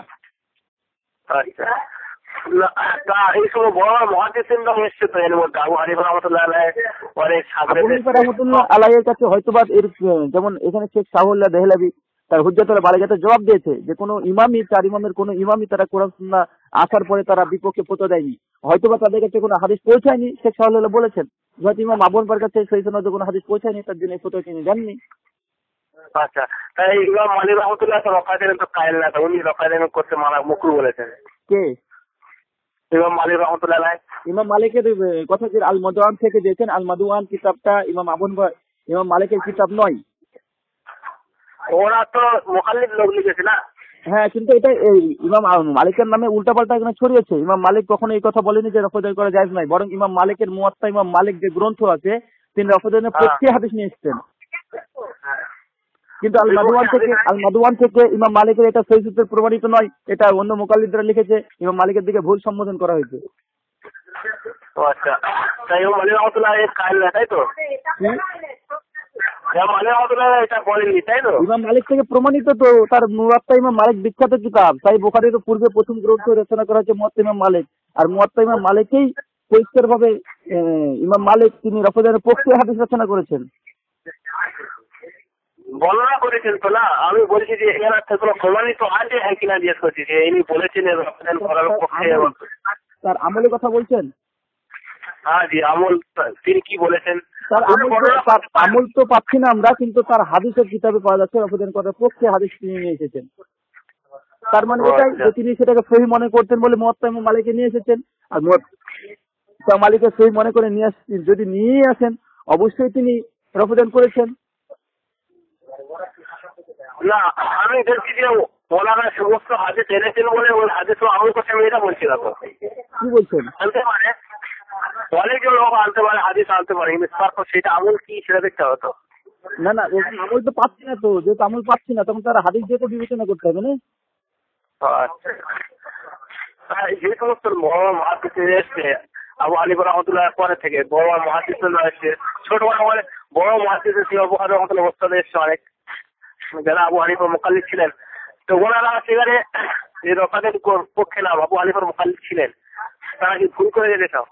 আপনাকে তো আমি প্রথমে একটি কথা বলে দিয়েছি, আর ওটা উত্তর পেলে আপনার প্রশ্নটা করতেন না। যদি মাযহাবী গোলামির কারণে যদি আল্লাহ রাসূলের সুন্নাতকে ছেড়ে দেয়, ইনশাআল্লাহ আল্লাহ রাসূল মুহাম্মদ সাল্লাল্লাহু আলাইহি ওয়াসাল্লাম কিয়ামতের মাঠে সেই ব্যক্তিকে সুপারিশ করবে না, এটা আমি বিশ্বাস করি। হাদিস তো যায়ীফ হয়, সুন্নাত কি যায়ীফ হয় না? সুন্নাত কখন যায়ীফ হয় না? তাহলে সুন্নাতের উপর আমল কেন যে আপনারা মুতাওয়াতির হাদিসকে নাজায়েজ বলছেন? না, হাদিস যায়ীফ তো হয়, রাবির জন্য হাদিস যায়ীফ হয়ে যায়, কিন্তু সেখানে হাদিস যায়ীফ হলে সুন্নাত যায়ীফ হবে না তো। না, হাদিস আর সুন্নাতের মধ্যে কোনো তো পার্থক্য নেই, যেটা হাদিস সেটাই সুন্নাত। এটা হাদিস সুন্নাত জি। তা যেরকম অনেক হাদিসে পাওয়া যায়, যুদ্ধবাদে লস করা বা নিজের পেশা করে হাদিসে পাওয়া যায়, তো এটা কি সুন্নাত? আচ্ছা, আপনি দুটো হাদিস বললেন যে সহিহ বুখারীতে আছে আল্লাহ রাসূল দাঁড়িয়ে পেশাব ফিরতেন, তো ভাই আল্লাহ রাসূল কোথায় দাঁড়িয়ে পেশাব ফিরতেন? সহিহ বুখারী কিতাবুত তাহারাত হাদিস নম্বর 243 এ বর্ণনা আছে, আল্লাহ রাসূল একটা নোংরা স্তূপের কাছে গেলেন এবং তিনি দাঁড়িয়ে পেশাব ফিরলেন। তো এখানে সমস্ত হানাফিরা একমত, আহলে হাদিসে একমত, এমন একটা জায়গাতে পৌঁছে গেলেন যেখানে বসতে গেলে বেশি নাপাকি লেগে যাবে, সেখানে দাঁড়িয়ে পেশাব ফিরুন। তো আল্লাহ রাসূল তো ওটা তো হাদিসে নেই, তো আমি বলে নেই ভাই, লেখা আছে হাদিসে প্রথম অংশে লেখা আছে যে আল্লাহ রাসূল কোথায় গিয়ে এটা করেছেন, তিনি একটা নোংরা স্তূপের ধারে গিয়ে করেছেন, সহিহ বুখারীতে আছে। শুধু হানাফি ভাইরা এখন সেই অংশটা নিয়ে মানুষকে গুমরা করার জন্য এই কথা বলে বেড়াচ্ছে। বিভিন্ন জায়গায় এরকম এসছে তো যে আল্লাহ রাসূল সাল্লাল্লাহু আলাইহি ওয়াসাল্লাম কথা নেই যে বুখারী শরীফে যে আল্লাহ রাসূল দাঁড়িয়ে পেশাব করেছে। একই হাদিস বুখারীতে 3 জায়গাতে এসেছে, আর মুস্তাদরাক আল হাকিম একটা হাদিস এসেছে আল্লাহ রাসূল সাল্লাল্লাহু আলাইহি ওয়াসাল্লামের পায়ে ব্যথা ছিল, এইখানে দাঁড়িয়ে পেশাব ফিরেছে। তবে আপনি মাজলুম অবস্থাতে আপনি দাঁড়িয়ে পেশাব ফিরতে আপনাকে স্ক্রিনশট করতে, আপনার পিতা এখন ধরেন হাত থেকে আপনি পড়ে গেছেন, পড়ে গিয়ে আপনার পা ভেঙে গেছে, আপনি বসতে পারছেন না, তো আপনি কি করবেন? দায় পেশা দিবেন না বসে দিবেন? এটা তো আপনি মাজলুম অবস্থাতে। আর মাজলুম অবস্থাতে কোনো শরীয়তটা শরীয়ত নয়। মাজলুম অবস্থাতে যে শরীয়ত সেটা সেই সময়কার জন্য প্রযোজ্য। যেমন আপনি সূরা বাকারা খুলবেন, 171-72 নম্বর আয়াত শেষের দিকে পড়বেন। আল্লাহ সুবহানাহু ওয়া তাআলা নিজে বলছে মদ খাওয়া হারাম, কিন্তু যখন মাজলুম হয়ে অবস্থায় চলে যাবে, মদ খাওয়া তোমাকে বাঁচাতে পারবে না, তখন তোমার জন্য মদ খাওয়াটা জায়েজ। তাহলে কি আপনি সর্বদাই মদ খাওয়াকে জায়েজ বলবেন? তো আল্লাহ কিন্তু মাজলুম অবস্থাতে দাঁড়িয়ে পেশাব ফিরেছে, তো আপনি দাঁড়িয়ে পেশাব ফিরাতে ওকে শরীয়ত ভাবছেন কেন? যখন আপনার ওই অবস্থাতে আপনিও পৌঁছে যাবেন। যেমন আপনাকে বলি, আপনি এখন এয়ারপোর্টে যাবেন, আমি বলছি বসে পেশাব করে হাদিস আল্লাহ রাসূল বসে পেশাব করেছে, বুখারী শরীফে কোথায় আছে? মা আয়েশা রাদিয়াল্লাহু তাআলা আনহার সামনে যখন এই হাদিস বর্ণনা করেছে, তিনি তখন ইনকার করছেন, না কখনো হতে পারে না, আল্লাহ রাসূল এভাবে দাঁড়িয়ে পেশাব ফিরতে পারে না। বুখারী শরীফে বলা হয়েছে, বুখারী মুসলিম এরা আছে যে আল্লাহ বুখারী মুসলিম নয়, কোরআন এবং হাদিস মানতে হবে। বুখারী মানতে হবে এর কথা আমরা কোনোদিন বলিনি যে বুখারী আর মুসলিমই মানতে হবে। আমাদের দলিল কোরআন এবং হাদিস। তো কোরআন এবং সহিহ হাদিস যেখানে পাওয়া যাবে সেটাই দলিল। হুজুর শোনেন, আমি বলছি আসাহুল কুতুব এটা সবাই মানে আপনারা বলেন, আমরা মানি যে বুখারী শরীফ সহিহ কিতাব কোরআনে পড়ে। বুখারীতে থাকতে হবে এই কথা কে বলে? আপনি বুখারী থেকে চাইছেন কেন? আমাদের হাদিস বুখারী, সহিহ মুসলিম, এই হাদিসের, এই দুটো হাদিসের কিতাব, সবগুলো হাদিস সেই সূত্রে প্রমাণিত, এটা ইজমা আছে। কিন্তু আমাদের দাবি হচ্ছে কোরআন এবং সহিহ বুখারী সহিহ মুসলিম নয়, আমাদের দাবি কোরআন এবং সহিহ হাদিস। সহিহ হাদিস বুখারীতে পাওয়া যাক, মুসলিমে পাওয়া যাক, আবু দাউদ, তিরমিজি, ইবনে মাজাহ, নাসাই, বাইহাকী, মুসনাদ আহমদ, মুসনাদ শাফিঈ, দারুকুতনি, যেখানে থাক না কেন সেই প্রমাণিত হলে সেটা মানতে হবে। আর ইমাম আবু হানিফার মাযহাবে এটা ইজা আল হাদিস ফাহুয়া মাযহাবি, সহিহ হাদিস মাযহাব। পৃথিবীর যে গ্রন্থে সহিহ হাদিস পাওয়া যাবে সেটা হাদিস মাযহাব। আপনি বুখারী আর মুসলিমকে দিয়ে আপনাকে ইস্তেহাদ করে মাসলা দিবেন, গুমরাহির মধ্যে চলে যাবে। সমস্ত হাদিসকে সামনে রেখে, কোরআনকে সামনে রেখে আপনাকে ইস্তেহাদ করতে হবে। আর ওরকম জুতো বাজে নামাজ পড়ার বিষয়টা, হ্যাঁ, সুনান আবু দাউদে আছে। সুনান আবু দাউদ সম্ভবত হাদিস নাম্বার 656 এবং 57। হ্যাঁ জি, ঠিক আছে। তো এখানে আল্লাহ রাসূল সাল্লাল্লাহু আলাইহি ওয়াসাল্লাম জুতো পায়ে দিয়ে নামাজ পড়েছেন। মুসনাদে আহমদের বর্ণনা পাওয়া যায়। তো আল্লাহ রাসূল একদিন জুতো পায়ে দিয়ে সালাত আদায় করছিলেন, এমত অবস্থায় জিবরাইল এসে বলছে যে আল্লাহ রাসূল আপনার পায়ে নাপাকি আছে, আপনি জুতো খুলে ফেলুন। সঙ্গে সঙ্গে আল্লাহ রাসূল খুলে ফেলেছেন। তার মানে বোঝা যাচ্ছে হাদিস থেকে যে যদি নাপাক অবস্থা থাকে তাহলে সেই জুতো দিয়ে সালাত আদায় করা যায় নয়। যদি পাক পবিত্র জুতো নিশ্চিত থাকে তবে অবশ্যই যায়। এটা হানাফিদের ফতোয়া আছে। সহিহ হাদিস তো বেশিরভাগ সহিহ হাদিস বুখারী শরীফ হাদিসে পাওয়া যাচ্ছে জুতো বাজে নামাজ পড়েছেন। সহিহ বুখারীতে জুতো পায়ে দেওয়ার কথা হাদিস নেই, সুনান আবু দাউদে আছে। বুখারী শরীফে আছে তো জুতো বাজে নামাজ পড়া। হ্যাঁ, বুখারীতে নেই ভাই, সুনান আবু দাউদে আছে, আপনার ভুল হচ্ছে। আচ্ছা, বাপ কায়েম করেছে তো, তরজমাতুল বাপ কায়েম করেছেন তো না বুখারী শরীফে? না, বুখারীতে তার বাব কায়েম করেনি, এটা সুনান আবু দাউদে আছে। আর সুনান আবু দাউদে বাব কায়েম করা হয়েছে। হাদিসটা সহিহ তো? হাদিসটা সহিহ, তার তো ব্যাখ্যা দেওয়া হয়েছে না কোন কারণে আল্লাহ রাসূল জুতো পায়ে দিয়ে সালাত আদায় করেছেন। তো যখন আপনি দেখছেন নিশ্চিত আপনার জুতোতে কোনো নাপাকি লেগে নাই, পরিষ্কার আছে, সেই সময় আপনি জুতো পায়ে দিয়ে সালাত আদায় করতে পারেন। কিন্তু যদি নাপাকি থাকে সেটা আপনার জায়েজ নয়। না, এখানে তো আমি কারো মানে কোনো লোকের সাহায্য নিচ্ছি, লোকের সাহায্য নিচ্ছি না তো, আমি সাহাবীর সাহায্য নিচ্ছি ভাই। সাহাবীরা জিজ্ঞাসা করল আল্লাহ রাসূলকে যে আল্লাহ রাসূল আপনি যে নামাজ পড়তে পড়তে জুতো কেন খুলে ফেললেন? তো বলছে জিবরাইল এসে আমাকে বললো যে আমার পায়ে জুতোতে নাকি নাপাকি ছিল, তাই আমি খুলে ফেললাম। আচ্ছা, আর একটা হাদিস আমি বলি, যেরকম ভাবে মেয়ে ছেলে গাধা কুকুর চলে গেলে সামনেতে নামাজ হয়ে যাবে, তো এই ক্ষেত্রে সহিহ হাদিস আছে তো? কোথায় আছে বলুন হাদিসটা? আবু দাউদ তিরমিজিতে আছে মনে হচ্ছে, যত সম্ভব। হাদিসটাকে বর্ণনা করুন, হাদিসটাতে দেখবো আমার, কারণ এই হাদিসটা পড়ে তাহাজ্জুদ করে না তাই বলতে পারছি না। আমার কাছে লাগতে পারছে, আমার কাছে লাগতে নেই, আমি আমার মোবাইল বুঝেছেন। এই হাদিসটা অ্যাকচুয়ালি আমি সত্য কথা বলছি, আমার এই হাদিসটা পড়ে তাহাজ্জুদ করা নাই। আর এই বিষয়টা নিয়ে আমি তার জন্য আমি বলতে পারছি না এখন। ইনশাআল্লাহ পরবর্তী সময় দেখে আমি আপনাদের জানাবো। আমি কোনো সময় বলিনি যে আমার সমস্ত হাদিস জানা আছে। আমি যে আপনি বলুন না, ইনশাআল্লাহ যে জানা থাকে উত্তর দেবো। না, আপনি বললেন না কালকে ভালো করে অডিওটি শুনে নেবেন। আমি যে আপনি প্রশ্ন করুন না, যে জিনিসটা আপনার জানা থাকতে পারে সেটা আমার না থাকতে পারে না, যেটা আমার জানা থাকে সেটা আপনার থাকতে না পারে, আমি এই কথা বলেছি। না, আপনি বললেন কালকে যে আমার হাদিস ইনশাআল্লাহ হানাফিদের থেকে আমার অনেক হাদিস জানা আছে। অনেক হাদিস জানা আছে, তার মানে এই যে সবগুলো জানা আছে। আমার সব হাদিস জানা আছে, হাদিস আপনার সব জানা আছে। আমি এটা আপনি বলে দিচ্ছি, আপনি কথাটাকে কাট করে নিলেন। আপনাকে বলেছি অনেক হাদিস জানা আছে যেগুলো আমার জানা আছে আপনার জানা নেই, আর অনেক জানা আছে আপনার কিন্তু আমার জানা নেই। এটাতে প্রমাণিত হয়ে গেল আপনি এই হাদিসটা সম্পর্কে তাহাজ্জুদ আছে। আমি এই হাদিসটা আমি জানি, আপনাকে কি বলেছি, এই হাদিসটা আমি জানি, কিন্তু এই হাদিসটা পরে তাহাজ্জুদ করা আমার নেই। হাদিস জানা আর তাহাজ্জুদ করা আকাশ পাতাল তফাৎ আছে। না, আপনি সব হাদিস বিষয়ে বিশ্বাস করেন, জানেন, তাহকিক করেন যে হাদিসটা সহিহ। সেই কারণে বললাম শুধু হাদিসে তাহকিক হয় না ভাই, এই হাদিসটা থেকে কি মাসালা বের হচ্ছে আর এই পরিপন্থীতে কোনো হাদিস আছে কি, ঠিক আছে, এতটা আমার গায়ের তাহকিক নেই, তার জন্য আপনাকে বলছি এই বিষয়ে আমি বলতে পারবো না এখন। ইমাম মালিক রাহমাহুল্লাহকে একজন ব্যক্তি এসে প্রশ্ন করেছিল, বেশ কিছু প্রশ্ন করেছে, তো ইমাম মালিক বলছে আমি জানি না। তারপরে তার সঙ্গীদেরকে ইমাম মালিক দিয়ে বলছে যে আজকে সবচেয়ে উত্তম জবাব দিয়েছে, কি জানো? সঙ্গীরা বলছে কি জবাব দিয়েছেন? যে আমাকে বেশ কিছু প্রশ্ন করেছে, আমি বলছি আমি জানি না। জানি না বলেছে, তো এটা ইমাম মালিক গর্ববোধ করেছে যে আমি জানি না বলেছি, এটা গর্ববোধ করেছে। তো আমি সেটাই বলছি, এই হাদিসটা পুরো আমার গায়ের তাহকিক নেই, এই হাদিসের পরিপন্থী কোনো হাদিস আছে কি? কারণ এই হাদিসে তিরমিজিতে বর্ণনা হয়েছে, ঠিক আছে, যে গরু বাছা মেয়ে ছেলে বা যদি গাধা বা উট যদি চলে যায় তাহলে নামাজ হয়ে যাবে, কিন্তু এর পরিপন্থী যে কোনো হাদিস আছে কি, হাদিসটা সাহি কি জাইফ, এই হাদিসে কি মাসলা বের হয়েছে, ইমাম মুহাদ্দিসরা কি কল নিয়েছে, এগুলো আমার জানা এখন পর্যন্ত হয়নি, কমপ্লিট হয়নি। তার জন্য আপনাকে বললাম জানি না, ইনশাআল্লাহ পরবর্তীতে হাদিস করে আপনাকে জানাবো।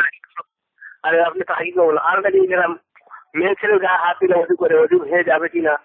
যাবে না, এটা যাবে না। সুনান আবু দাউদে, সহিহ বুখারীতে স্পষ্ট আছে, কিন্তু ইমাম শাফির কল আছে এখানে যে ভেঙে যাবে। তো শাফির কথা ছেড়ে দেন, এটা তো আমরা বলছি যে কোরআন হাদিস, এখানে ইমাম আবু হানিফার ফতোয়া এখানে বারহাক, এটা সহি যে কোন মেয়ের গায়ে যদি স্পর্শ করা হয় তাহলে তার অজু ভাঙবে না। ইমাম আবু হানিফার রায়, ইমাম শাফির রায় যে না ভেঙে যাবে। তো ইমাম শাফির পক্ষে কোনো দলিলই নেই, ইমাম আবু হানিফার পক্ষে হাজার হাজার দলিল। ইমাম আবু হানিফাকে আমরা এখানে হক মানি, ইমাম আবু হানিফার ফতোয়ার পরে আমরা আমল করি। আর একটা জিনিস, কোন মেয়ে অজু করার পরে বিবিকে চুমে আল্লাহর রাসূল নামাজ পড়তে গিয়েছে, এটা তো হাদিস আছে না? জি আছে। তো এই হাদিসটার উপর আমল করা সুন্নত কি সুন্নত নয়? হাদিসের পুরো আমল করা সুন্নত কি সুন্নত নয়? না, এই হাদিসটার উপরে যেরকম আমার আচ্ছা ঠিক আছে, আপনাকে একটা প্রশ্ন করি ভাই, হাদিস মানে কি? হাদিস মানে আল্লাহর রাসূলের আকওয়াল, আফআল, তাকরীর। আর সুন্নাত মানে কি? সুন্নাত মানে হচ্ছে আল্লাহ রাসূল সাল্লাল্লাহু আলাইহি ওয়াসাল্লামের যে হাদিসগুলো আকওয়াল, আফআল, তাকরীর বা সাহাবারা রিভিউ করে আল্লাহ রাসূলের সামনে, মানে বুঝতে পারলাম বিষয়টি, যে আল্লাহ রাসূলের কথা, কাজ এবং সমর্থনকে বলা হয় হাদিস, তাই তো? জি জি। আর সুন্নাত বলা হয় তাকে যেটা আল্লাহ রাসূল করেছেন। হ্যাঁ। তো যেহেতু আপনারা বলছেন যে হাদিস মানা যাবে না, সুন্নাত মানতে হবে, তো এক কাজ করতে হবে আপনাদেরকে, প্রথমে যেটা আল্লাহ রাসূল করেছেন, ওযু করে বিবিকে চুম্বন করেছেন, তারপরে সালাত আদায় করেছেন, তো আপনারা সুন্নাত মানে দাবিদার, কারণ আল্লাহ রাসূল করেছেন। তো আপনারা প্রথমে ওযু করবেন, তারপরে চুম্বন করবেন, তারপরে সালাত আদায় করবেন। তো আপনাদের নাজদিক থেকে সুন্নাত কেন করেন না ভাই? দেখেন আমি বলছি, আমরা এই হাদিসটা আমল করি, তো করি না কেন? যেমন সময় ক্ষেত্রে ভালো থাকি তেমন হয়। হ্যাঁ, সময় ক্ষেত্রে নয়, আপনি আপনি আমরা সময় ক্ষেত্রে করি, সমস্যা কোথায়? আর একটা জিনিস আপনাকে জিজ্ঞেস করি, সেরকম ভাবে হাদিসে সব আল্লাহ রাসূল সাল্লাল্লাহু আলাইহি ওয়াসাল্লাম যা কিছু করেছেন বা সমর্থ করেছেন হাদিস আমরা জানি, আপনিও বললেন এটা। আর একটা জিনিস, আল্লাহ রাসূল সাল্লাল্লাহু আলাইহি ওয়াসাল্লাম অন্যজন সাহাবী করেছেন, ঠিক আছে, বলুন। সেগুলো তো আমাদের আল্লাহ রাসূল সাল্লাল্লাহু আলাইহি ওয়াসাল্লাম করেননি এই জিনিসটা, বা সমর্থ করেননি, পরে এসে লোকেরা শুরু করেছে, ওটা কি সুন্নাত হবে? আল্লাহ রাসূলের সামনে করেনি, কিন্তু সমর্থনও করেনি, কিন্তু সাহাবীরা করেছে। সাহাবীরা করেছে, এরকম যদি হাদিস, যদি মাওকুফ হাদিস যদি চলে আসে আর মারফু যদি হাদিস যদি চলে আসে আল্লাহ রাসূলের আমল, তো আল্লাহ রাসূলের আমলটাকে প্রাধান্য দিতে হবে সেই সময়তে, আর সাহাবীদের আসারটাকে ছেড়ে দিতে হবে। তো এরকম ভাবে যেরকম আমরা হাদিস পাই, আপনি এই বিষয়টা আপনি ওখানে আর একটু বলবেন যে এই তারাবি সম্পর্কে আমার একটু দরকার আছে জানার। জি বলুন। যে তারাবি সম্পর্কে যেরকম ভাবে আমরা পাই, যেমন তারাবি জমা থেকে তারাবি শুরু হচ্ছে 20 টাকা, ঠিক আছে, এটা পাওয়া যাচ্ছে। বলুন বলুন। তো এই বিষয়ে তারপরে উসমান গনি রাদিয়াল্লাহু আনহু থেকে পাওয়া যায়, বা আলী রাদিয়াল্লাহু আনহু থেকে পাওয়া যায় যে ওনারা হচ্ছিলেন। বলি, উমর বিন খাত্তাব আল্লাহ রাসূল কত রাকাত তারাবি পড়েছে, আপনার কাছে কি দলিল আছে, কত রাকাত পড়েছে? আমি তো এই জায়গা দেখেছি মুসনাদ আল-শাহাবা যত সম্ভব, মুসনাদ হুমায়দি দুই জায়গা দেখেছি, আপনার কারণ থেকে বর্ণিত আছে যে উনি 20 টাকা তারাই করেছেন, 3 টাকা বেতন করেছেন, এরকম হাদিস পাওয়া যায়। এই যে হাদিসটা, এই যে ইবনে আব্বাসের যে হাদিসটা বললেন, ইবনে আব্বাস থেকে আল্লাহ রাসূলের মারফু সূত্রে তারাবি প্রমাণিত আছে, এটা তো সমস্ত হানাফিরাও এটাকে জয়ীফ বলেছেন। কিন্তু নাসিরউদ্দিন চাঁদপুরি বাংলা বই কিতাব লিখেছেন 163 পৃষ্ঠা প্রথম খণ্ডে তিনি জয়ীফ বলেছেন। হ্যাঁ জি, এই হাদিসটা, হ্যাঁ, তো এই হাদিসটার দলিল দেওয়ার কি প্রয়োজন ভাই? ইবনে আব্বাসের এই হাদিসের দলিল কি প্রয়োজন, যেটা স্বয়ং হানাফিরা জয়ীফ বলেছেন? হযরত জাবের থেকে বর্ণিত আছে, হযরত জাবের থেকে বর্ণিত আছে আল্লাহ রাসূল সাল্লাল্লাহু আলাইহি ওয়াসাল্লাম তিনি 8 রাকাত তারাবি 3 রাকাত বেতের পড়েছেন। ইবনে খুজাইমা হাদিস নাম্বার 1070। আচ্ছা, আমি বলছি যে 2 নম্বর ওই হাদিসটা তো জয়ীফ বলেছে অনেকজন। না, ওই ইসলাম ইবনু খুজাইমার যে হাদিসটা ঈসা বিন জারার উপরে যে তাহা মানে যায়েদ বলেছেন, হুকুম লাগিয়েছেন যায়েদ ঈসা বিন জারার উপরে, কোনোদিনই এটা হতে পারে না। মুয়াত্তা ইমাম মালিকে ওমর বিন খাত্তাব 20 রাকাত তারাবি, 8 রাকাত তারাবি এবং 3 রাকাত বেতের পড়ার নির্দেশ দিয়েছেন। উবাই বিন কাব তামিম আর-দারিকে 20 রাকাত 8 রাকাত তারাবি আর 3 রাকাত বেতের সালাত পড়ার মানে অনুমতি দিয়েছেন। মুয়াত্তা ইমাম মালিক আছে, এমনকি মিশকাতে হাদিসটা এসেছে প্রথম খণ্ডের 115 পৃষ্ঠা, লাইন নাম্বার 9 থেকে 11, মূল আরবি হাদিস নাম্বার 1302। বাংলাতে যদি মিশকাত একত্রিত ভলিউম দেখেন 1228 নম্বর হাদিস। আর এই হাদিসের সনদ যেটা আছে সেটা সহিহ বুখারী কিতাবুল হাজে, সেম একই সনদে সহিহ বুখারীতে হাদিস আছে, একই সনদে সমস্ত রাবি সহিহ বুখারীর রাবি। এই হাদিসকে জয়ীফ বলে কেউ স্বীকার করবে ভাই? ঠিক আছে। ওই সালাদটা আপনি বললেন যে উনি হচ্ছে আপনি বললেন 8 রাকাত তারাবি 3 রাকাত বেতের কথা ওখানে বলেন, ওখানে 11 রাকাত পড়ার হুকুম করেছেন। ঠিক আছে, ওখানে আপনি বলছেন 3 রাকাত বেতের কথা বলেন, 3 রাকাত বেতের কথা বলেননি তো ওখানে। ওখানে শুধু 11 রাকাত পড়ার হুকুম দিয়েছে তামিম তারিখে। তামিম আর-দারিকে কি বলেছে? আল্লাহ রাসূলকে বলেছেন তিনি রমাজান মাসে তিনি মেয়েদেরকে নিয়ে তিনি সালাতের উবাই বিন কাব তামিম আর-দারিক ওমর বিন খাত্তাব তিনি বললেন যে 8 রাকাত তারাবি 3 রাকাত বেতন আপনাকে জানানো এবার একটা পড়ে শুনে দিই। আমার কাছে ইমাম মালিক এই মুহূর্তে আলহামদুলিল্লাহ আছে। 11 রাকাত পড়ার কথা বলেছে, 8 রাকাত পড়ার কথা ওখানে বলেনি, 11 রাকাত পড়ার হুকুম দিয়েছে। আমি একবার দেখে নি আপনাকে জানাচ্ছি ইনশাআল্লাহ। আমার হাতে মুয়াত্তা ইমাম মালিকটা আছে। আমি মুয়াত্তা মালিক আমি দেখছি ভাই, এটা আমি সত্যি কথা, আমি কসম খাই আমি দেখছি। আপনি ভাই আপনি দেখেছেন ঠিকই আছে, কোনো সমস্যা নেই। মুয়াত্তা ইমাম মালিক থেকে হাদিস বর্ণিত হয়েছে 11 রাকাত পড়ার হুকুম করেছে। এরকম সালাতান করতে 3 রাকাত বেতের পড়ার হুকুম করেছে, বা 11 রাকাত তারাবি 8 রাকাত তারাবি 3 রাকাত বেতের এরকম 11 রাকাত পড়ার হুকুম দিয়েছে। আপনি এই যে কথাটা বললেন 8 রাকাত তারাবি 3 রাকাত আলাদা আলাদা ভাবে বলতে হবে, এই যে কথাটা, এই যে তিনি রমজান মাসে তিনি উবাই বিন কাব তামিম আর-দারিকে তিনি সালাতের আদেশ দিলেন। হ্যাঁ জি। তো এখানে 11 রাকাতের কথা আসতে বলছেন, এক সেকেন্ড আমি দেখে নিই। জি 11 রাকাত পড়ার হুকুম দিয়েছে। ঠিক আছে, দেখেন। ঠিক আছে। সাইদ বিন ইয়াজিদ উমর বিন খাত্তাব তামিম আর-দারি, হ্যাঁ 11 রাকাতের নির্দেশ দিয়েছে। আপনি কিন্তু কি বলছেন যে 11 রাকাত ডাইরেক্ট পড়তে মানে কি বলছেন? আমি বলছিলাম যে ওখানে 8 রাকাতের কথা বলেনি যে 8 রাকাত পড়ো। তো এখানে তো আপনারা সকলে জানেন এখানে কিয়ামুল লাইল অধ্যায় বাব রচনা করা হয়েছে। 8 রাকাত তারাবি 3 রাকাত বেতের 11 রাকাত সালাত কিভাবে পড়বে? যদি বেতের সালাত নাই পড়ে 11 রাকাত কোনো সালাত হয় বেতের বাদে? বেতের তো বেজোর। আমি বলছি অনেকজন 1 রাকাত বেতের পড়েন, বেশিরভাগ আমাদের এখানে আলাদা আছে কিছু 1 রাকাত বেতের পড়া কায়ল ওরা বেশি। ঠিক আছে, তো আমি বলছি যে আপনারা তো 1 রাকাত বেতের বেশি পড়েন, 3 রাকাত বেতের আমাদের এখানে খুব কম পড়ে। আমাদের এখানে আপনারা কথা বলছেন, আপনাদের এখানের কথা আলাদা দিয়ে বলছি, ওনারা 1 রাকাত বেতের পড়েন। ঠিক আছে, তো সেই হিসাবে তো 11 টুকরো হচ্ছে না, 9 রাকাত হচ্ছে তো। আচ্ছা, আপনি যে কথা বললেন আমরা বেশি পড়ি ভাই, আমাদের কাছে বেশি কম এটা বিষয় না। আমাদের নিকটে বেতের সালাত 1 থেকে 13 রাকাত পর্যন্ত জায়েজ। ঠিক আছে, কারণ 1 থেকে 13 রাকাত পর্যন্ত আল্লাহ রাসূলের সহিহ সূত্রে প্রমাণিত আছে। ঠিক আছে, তো আমরা তো 3 রাকাতকে কোনোদিন নাজেজ বলেছি কি? আমি এটা বলছি না, অনেকদিন পরে এটা তো বলা তো মানে অবাঞ্ছনীয় একটি কথা বলছেন যে আমাদের পরে কি, আমাদের মাসলাটা দেখুন কি কে আমল করে সেটা কিয়ামতের মাঠে সে তার বিচার পাবে। আমাদের মাসলা হচ্ছে কি 1 রাকাত বেতের জায়েজ, 3 রাকাত জায়েজ, 5 রাকাত জায়েজ, 7 রাকাত জায়েজ। সেখানে ওমর বিন খাত্তাব তামিম আর-দারিকে 11 রাকাত সালাতের নির্দেশ দিয়েছেন। আমরা কি এখানে 8 রাকাত তারাবি পড়ছি, 3 রাকাত বেতের পড়ছি, তো সমস্যা কোথায়? 3 রাকাত বেতের তো আমাদের নাজদিকটা সহিহ না, সেখানে 3 রাকাত পর হুকুম দিয়েছেন, 1 রাকাত পড়ছে অনেকে, সেটা বলছি। আরে ভাই 1 রাকাতের তো হুকুম আছে না, 1 রকমের হুকুম একাধিক জায়গাতে আছে। না, ও যখন হুকুম দিয়েছে ওমর রাদিয়াল্লাহু আনহু খোলাফা রাশিদিনের মধ্যে উনি একটা কথা বলেছেন, ঠিক আছে, সেটা তো মানা সুন্নাত। হ্যাঁ সেটা তো মানছি, তো আমরা তো সেটাই মানছি। আমরা তো 8 রাকাত তারাবি পড়ছি, 3 রাকাত বেতের পড়ছি, কিন্তু আল্লাহ রাসূলের থেকে প্রমাণিত আছে 8 রাকাত বেতের পড়া। আমরা আল্লাহ রাসূলের আমলটাও করছি, ওমর বিন খাত্তাবের আমলটাও করছি মাঝে মধ্যে। কিন্তু আপনারা আল্লাহ রাসূলের আমলটা না মেনে ওমর বিন খাত্তাবের শুধু আমল করছেন, তাহলে গুনাহগার যদি হয়ে যান কোন ক্ষেত্রে আপনারা হয়ে যাবেন, কারণ আপনারা শুধু ওমর বিন খাত্তাবের রায়টা মানছেন।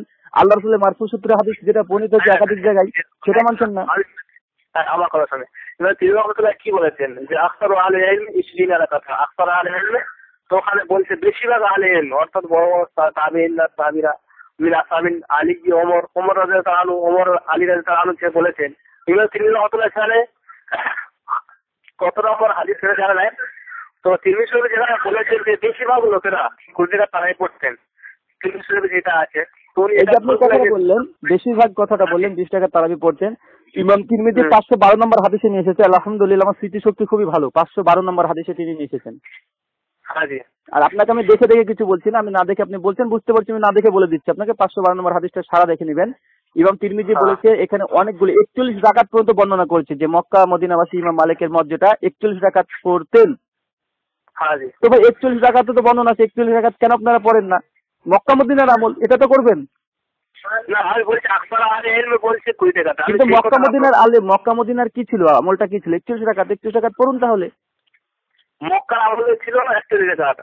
ইমাম মালিকের কল বর্ণনা করা আছে এখানে, ইমাম মালিকের কল বর্ণনা করা আছে 41 রাকাত পড়তেন। ওখানে 41 কথা বলা হয়েছে, কিন্তু 20 টাকা পড়তে বেশি না মক্কা ওয়ালাতে আমল। ওখানে ব্যাপারটা বুঝাতে পারলাম না। ইমাম মালিক মদিনাতে তিনি দাস দিতেন, আর মদিনাতে ইমাম মালিকের কল বর্ণনা করা আছে সুনান তিরমিজি 512 নম্বর হাদিসে, যে তারা 41 রাকাত, 39 রাকাত, 36 রাকাত, 20 রাকাত বর্ণনা করেছেন। না ইমাম যে কথাটা বলে গেছেন, ঠিক আছে, যে উনি বলছে আকসার আহলে ইলম, ওখানে ওমর রাদিয়াল্লাহু আনহু কথা বলেছে বা আলীর কথা বলেছে, এবং শাফি, মুবারক আর কিছু। ঠিক আছে, আপনাকে বলে দিই, ওমর বিন খাত্তাবের হাদিসটা বলে দিই। ওমর বিন খাত্তাব 20 টাকার তারাবি এবং 3 রাকাত বেতের পরের যে নির্দেশ দিয়েছেন আপনারা বলছেন, ঠিক আছে? তো এই হাদিসটা কোথায় আছে? ইবনু আবি শাইবাতে, তাই কি না? তো আমার এই কথা হচ্ছে এখানে ওমর বিন খাত্তাব যে 20 টাকার তারাবি আর 3 রাকাত বেতের পরে সালাত, ওমর বিন খাত্তাব যে 20 টাকার তারাবি 3 রাকাতে বেতের যে বললেন, তিনি কাকে নির্দেশ দিলেন পড়তে? কাকে নির্দেশ দিয়েছিলেন? ইয়াজিদ বিন রোমানকে। কাকে? Yazid bin Roman. এই ইয়াজিদ বিন রোমান কত হিজরিতে জন্মগ্রহণ করেন? আচ্ছা, ইয়াজিদ বিন রোমান তিনি জন্মগ্রহণ করেন সম্ভবত 109 হিজরিতে।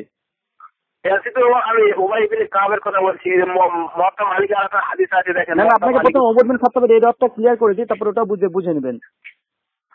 ইয়াজিদ বিন রোমানকে ওমর বিন খাত্তাব 20 টাকার তারাবি 3 রাকাত বেতের সালাত আদায় করার নির্দেশ দিয়েছেন। তো ইয়াজিদ বিন রোমান তিনি জন্মগ্রহণ করেন 109 হিজরিতে, আর ওমর বিন খাত্তাব রাদিয়াল্লাহু তাআলা আনহু তিনি কত হিজরিতে মৃত্যুবরণ করেন? সকলে জানেন 23 হিজরিতে তিনি শাহাদাত বরণ করেন, যেটা ইমাম হাজার আসকালানী তাকরিবুত তাহজিব রাবি নাম্বার 3888 নকল করেছেন। তো ইয়াজিদ বিন রোমান তিনি যদি 109 হিজরিতে জন্মগ্রহণই করেন, আর ওমর বিন খাত্তাব যদি 23 হিজরিতে মৃত্যুবরণ করেন, মাঝে 100 বছর কেউ নেই, ফাঁকা, তো ওমর বিন খাত্তাব ইয়াজিদ বিন রোমানকে কিভাবে বললো যে তুমি 20 টাকার তারাবি 3 রাকাত বেতের পড়ো? তাহলে এটা মানে হাদিস সূত্র সহি না, তাই তো? হাদিসের সূত্র আপনি বলুন না, আপনি এটা নিরপেক্ষ দৃষ্টিভঙ্গি নিয়ে বলুন। ওমর বিন খাত্তাব 23 হিজরিতে মৃত্যুবরণ করে ফেলেছে, আর 109 হিজরিতে একটা জন্মগ্রহণ করছেন, তো মৃত্যু ওমর বিন খাত্তাব কি পুনর্জন্ম লাভ করে আবার কি মানে বললো যে তুমি 20 টাকার তারাবি 3 রাকাত বেতের পড়ো? আমরা হানাফি দেবন্দীরা কি আমরা পুনর্জন্ম বিশ্বাস করি নাকি? আমি বলছিলাম যে তিরমিজি ওই কথাটা বলছি আমি। এবার তিরমিজি কি মিথ্যে কথা বলে গিয়েছেন? ইমাম তিরমিজি ওখানে বলেছে, ওখানে কথাটা কি বলছে যে রুইয়া শব্দ যখন ব্যবহার করা হয়, যেটা রেওয়াজ করা হয়, এটা কল্পিত আছে। যেমন বলে একটা ঘটনা বর্ণনা করা হয়, মানে কি এটা কি সহিহ সূত্রে ইমাম তিরমিজি বর্ণনা করেননি, যে ঘটনা মানুষের মুখে প্রচলিত আছে বলে তিনি রচনা করেছেন, দেখেন রুইয়া শব্দ দিয়ে বর্ণনা করা হয়েছে। আর কোন শব্দ যখন রুইয়া শব্দ দিয়ে বর্ণনা আছে, তখন সকলে জানেন যে এটা কথিত আছে, মানে এটা প্রমাণিত সত্য কথা নয়। তো এইভাবে তিরমিজি ওখানে বলেছেন যে ইমাম শাফি রহমাতুল্লাহ বলছে ও হাকার আদরাফতু বালাদান বিমান কথা ইশিরা কথা আমি মক্কা শরীফের মধ্যে পেয়েছি লোক কুড়ি টাকা প্রত্যেকটা কথা শুনে দেখেন রুইয়া শব্দ দিয়ে ব্যবহার করা হয়েছে। রুইয়া মানে এটা কথিত আছে, এই ধরনের কথা মানুষ বলতো, তিনি এটা সহি বলে তিনি বর্ণনা করেননি। তো উনি হচ্ছে বলেছেন এবার শাফি রহমাতুল্লাহ বললেন যে আমি মক্কা শরীফে কুড়ি টাকা পেয়েছি। তো শাফি রহমাতুল্লাহ তো ছোটখাটো লোক না, এই কথাটা কোথায় পেয়েছেন? আপনি তো শুনে তিরমিজি থেকে বলবেন না? আগে ইমাম তিরমিজি তো এখানে পরিষ্কার করে শব্দটা আপনাকে এটা বুঝলে তো আর এই প্রশ্নগুলো আর আসে না। যখন ইমাম তিরমিজি বা কোনো মুহাদ্দিস যখন রুইয়া শব্দটা ব্যবহার করা হয়, যে এটা কথিত আছে মানে এটা বলে যে আমাদের এই সমাজে একটা কথা কথিত আছে, যে কথা বলে আসলে কথাটা সঠিক নয়। তো এই উদ্দেশ্যে ইমাম তিরমিজি যদি শব্দটা ব্যবহার করার পূর্বে রুইয়া শব্দ দিয়েছে, রুইয়া মানে কথিত আছে এই কথাগুলো, কিন্তু এগুলো যে সহি তাকে তিনি তিরমিজি বলেননি। আমি বলছি যেখানে তো সেই সময় তো পড়তেন, সেই কারণে তো নকল করেছেন নাকি? এটা তো কথিত আছে। এভাবে শাসিত বলছেন যে আমি 20 টাকা পড়তে লোককে পেয়েছি। এটা বলা ভঙ্গিমা যে মানুষ এই ধরনের কথা বলতো 20 টাকা তারাবি 3 টাকা বেঁচে সালাত পড়তেন উমর বিন খাত্তাব বা আলী রাদিয়াল্লাহু তাআলা, এটা কথিত আছে।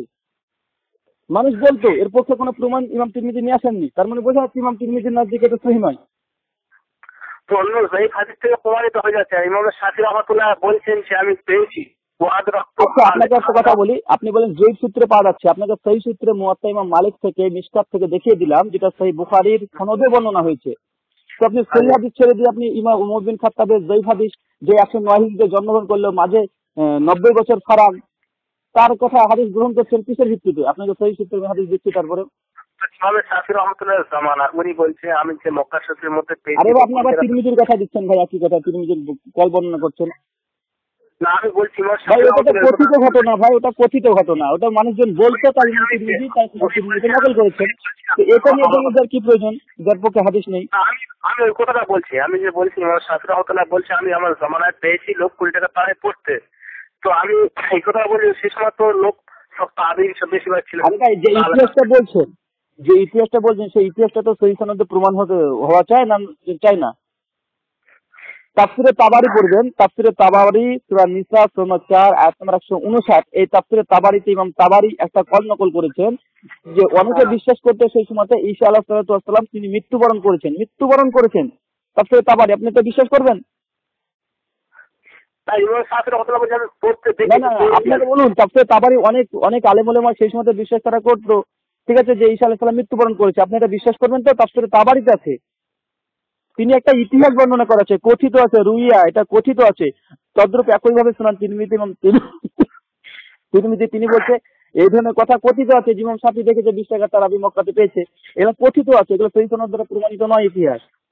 লোক পড়ছিল নাকি সেই কারণে? আপনি এতটা বুঝতে পারলেন না।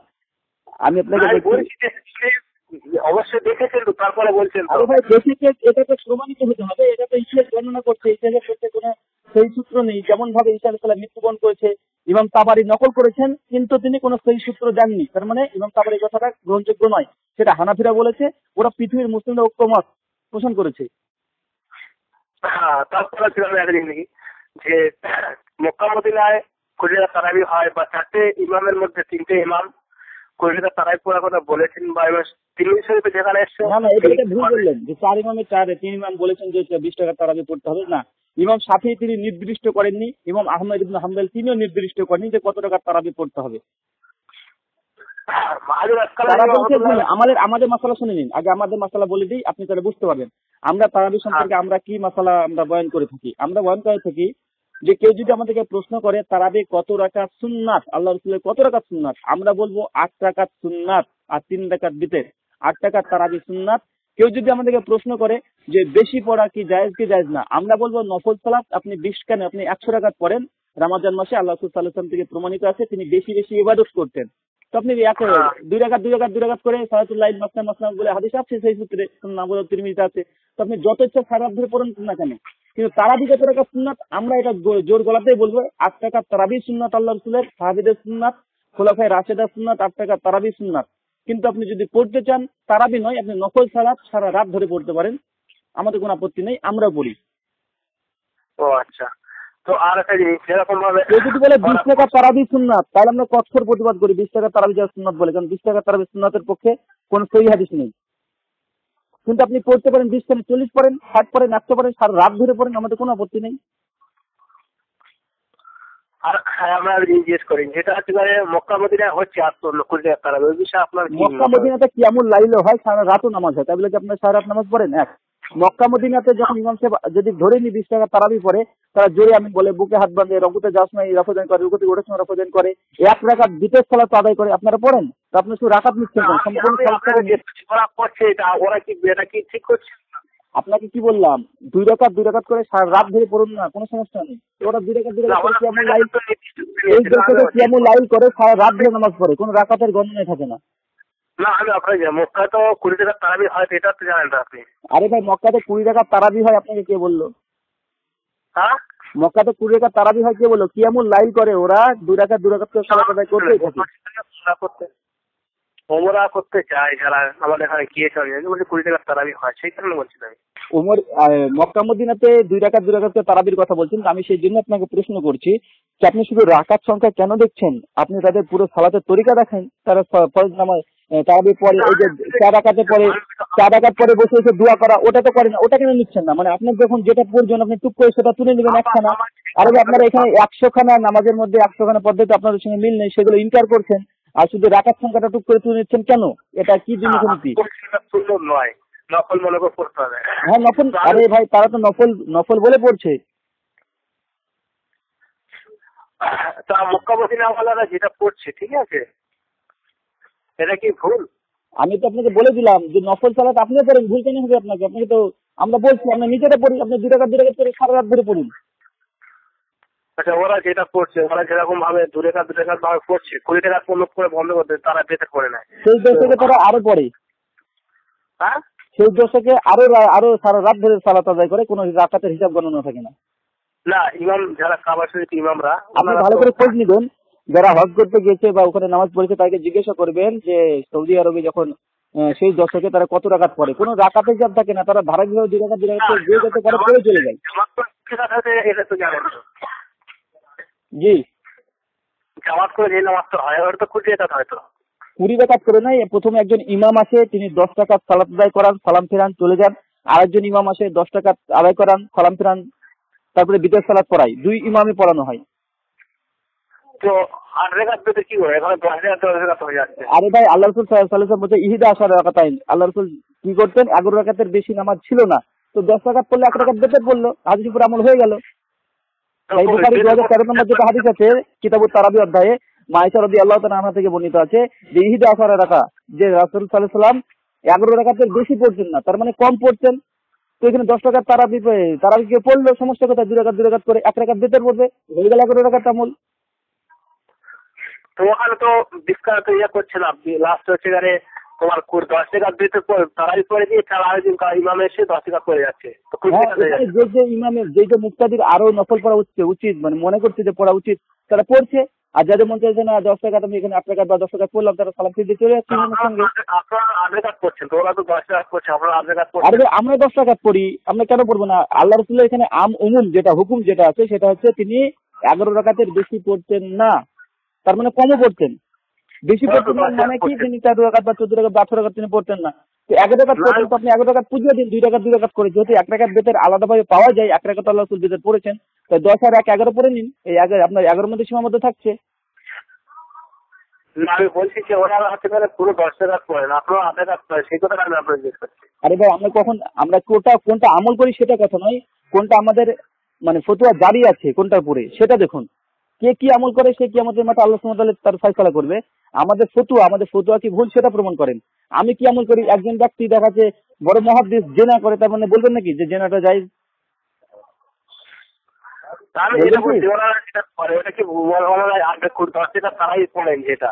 আরে আপনি আমার কথাটা বুঝতে পারলেন না। আমি তো বললাম যে আল্লাহ রাসূল 11 রাকাতের বেশি সালাত ছিল না, তো 10 টাকা পড়লে সমস্ত কোথায়? তিনি হাদিসের উপর আমল করছেন, তো এটা ভুল হবে কেন?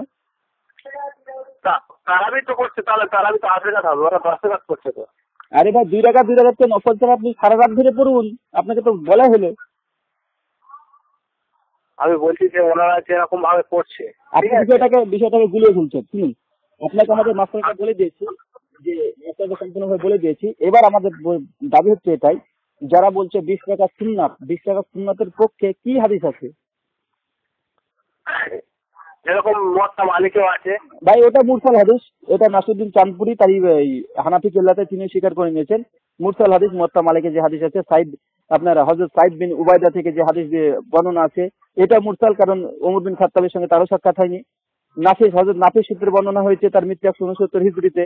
আর যাকে আবি মুলাইকা, যাকে বলা হয়েছে ইবনে আবি মুলাইকা, 117 হিজরিতে তিনি তাবে ছিলেন, এর সঙ্গে এর সাক্ষাৎ হয়নি। সবগুলোর সঙ্গে আপনি ভালো করে জীবনী মিলিয়ে দেখুন, একটা হয়নি। তো আমি যে বিষয় বললাম যে কাবা শরীফ ইমামের নামাজের কথা বলছিলাম। আরে ভাই, আপনাকে আমি যেটা বলছি যে আপনি আল্লাহ রাসূলের হাদিস পেয়ে যাচ্ছেন। আমার একটা হাদিস মনে পড়ে গেল, সুনান দারিমিতে হাদিস আছে 235 নম্বর হাদিস। আব্দুল্লাহ ইবনে আব্বাস এসে বলছে যে আমি ভয় পাচ্ছি আসমান থেকে না জানি পাথর বর্ষণ হয়। তো কেন? তো যে আমি বলছি আল্লাহ রাসূল বলেছেন, আপনি বলছে আবু বকর আর ওমর বলেছেন, তো আমি আপনাকে বলছি আল্লাহ রাসূলের হাদিস প্রমাণিত, সাহাবীদের আমল প্রমাণিত, আর আপনি বলছেন মক্কার ইমাম মদিনার ইমাম কে কি করেছে সেটা বর্ণনা করছেন। ভাই আব্দুল ইবনে সেই কথা অনুযায়ী তো আমাদের উপরে পাথর নিক্ষেপ হবে। আল্লাহ সুবহানাহু ওয়া তাআলা পবিত্র কোরআন সূরা নিসা 4 আয়াত নম্বর 65 তে পরিষ্কার হয়ে বলেছেন, ফালা লা ইমিনু হাত্তা ইহাকিমুকা। কোন মুমিন যখন কোন বিবাদ মীমাংসা হবে, সে ব্যক্তি কখনো মুমিন হতে পারে না যতক্ষণ না পর্যন্ত আল্লাহ এবং আল্লাহ রাসূল যে ফয়সালা দিয়েছে সেই ফয়সালার উপরে তারা চিরধার্যভাবে দাঁড়িয়ে না থাকে। তো এখানে তো পরিষ্কার ভাবে যখন আল্লাহ রাসূলের হাদিস পাওয়া যাচ্ছে, আপনি কে কি করতে দেখে লাভ নেই ভাই। আল্লাহ রাসূল হাদিস পাওয়া যাচ্ছে, হাদিসের উপর আমল করতে হবে। কুল ইন কুনতুম তুহিব্বুনা আল্লাহ ফাত্তাবিউনি। আল্লাহ রাসূল আল্লাহ সুবহানাহু ওয়া তাআলা বলছে যদি আল্লাহকে পেতে চাও আল্লাহ রাসূলের আনুগত্য করতে হবে। না ওরা ছিল ওখানেতে, তারা ওরা সৌদিতে কেতাব লিখেছে যে কুড়িটা তারাই বিষয়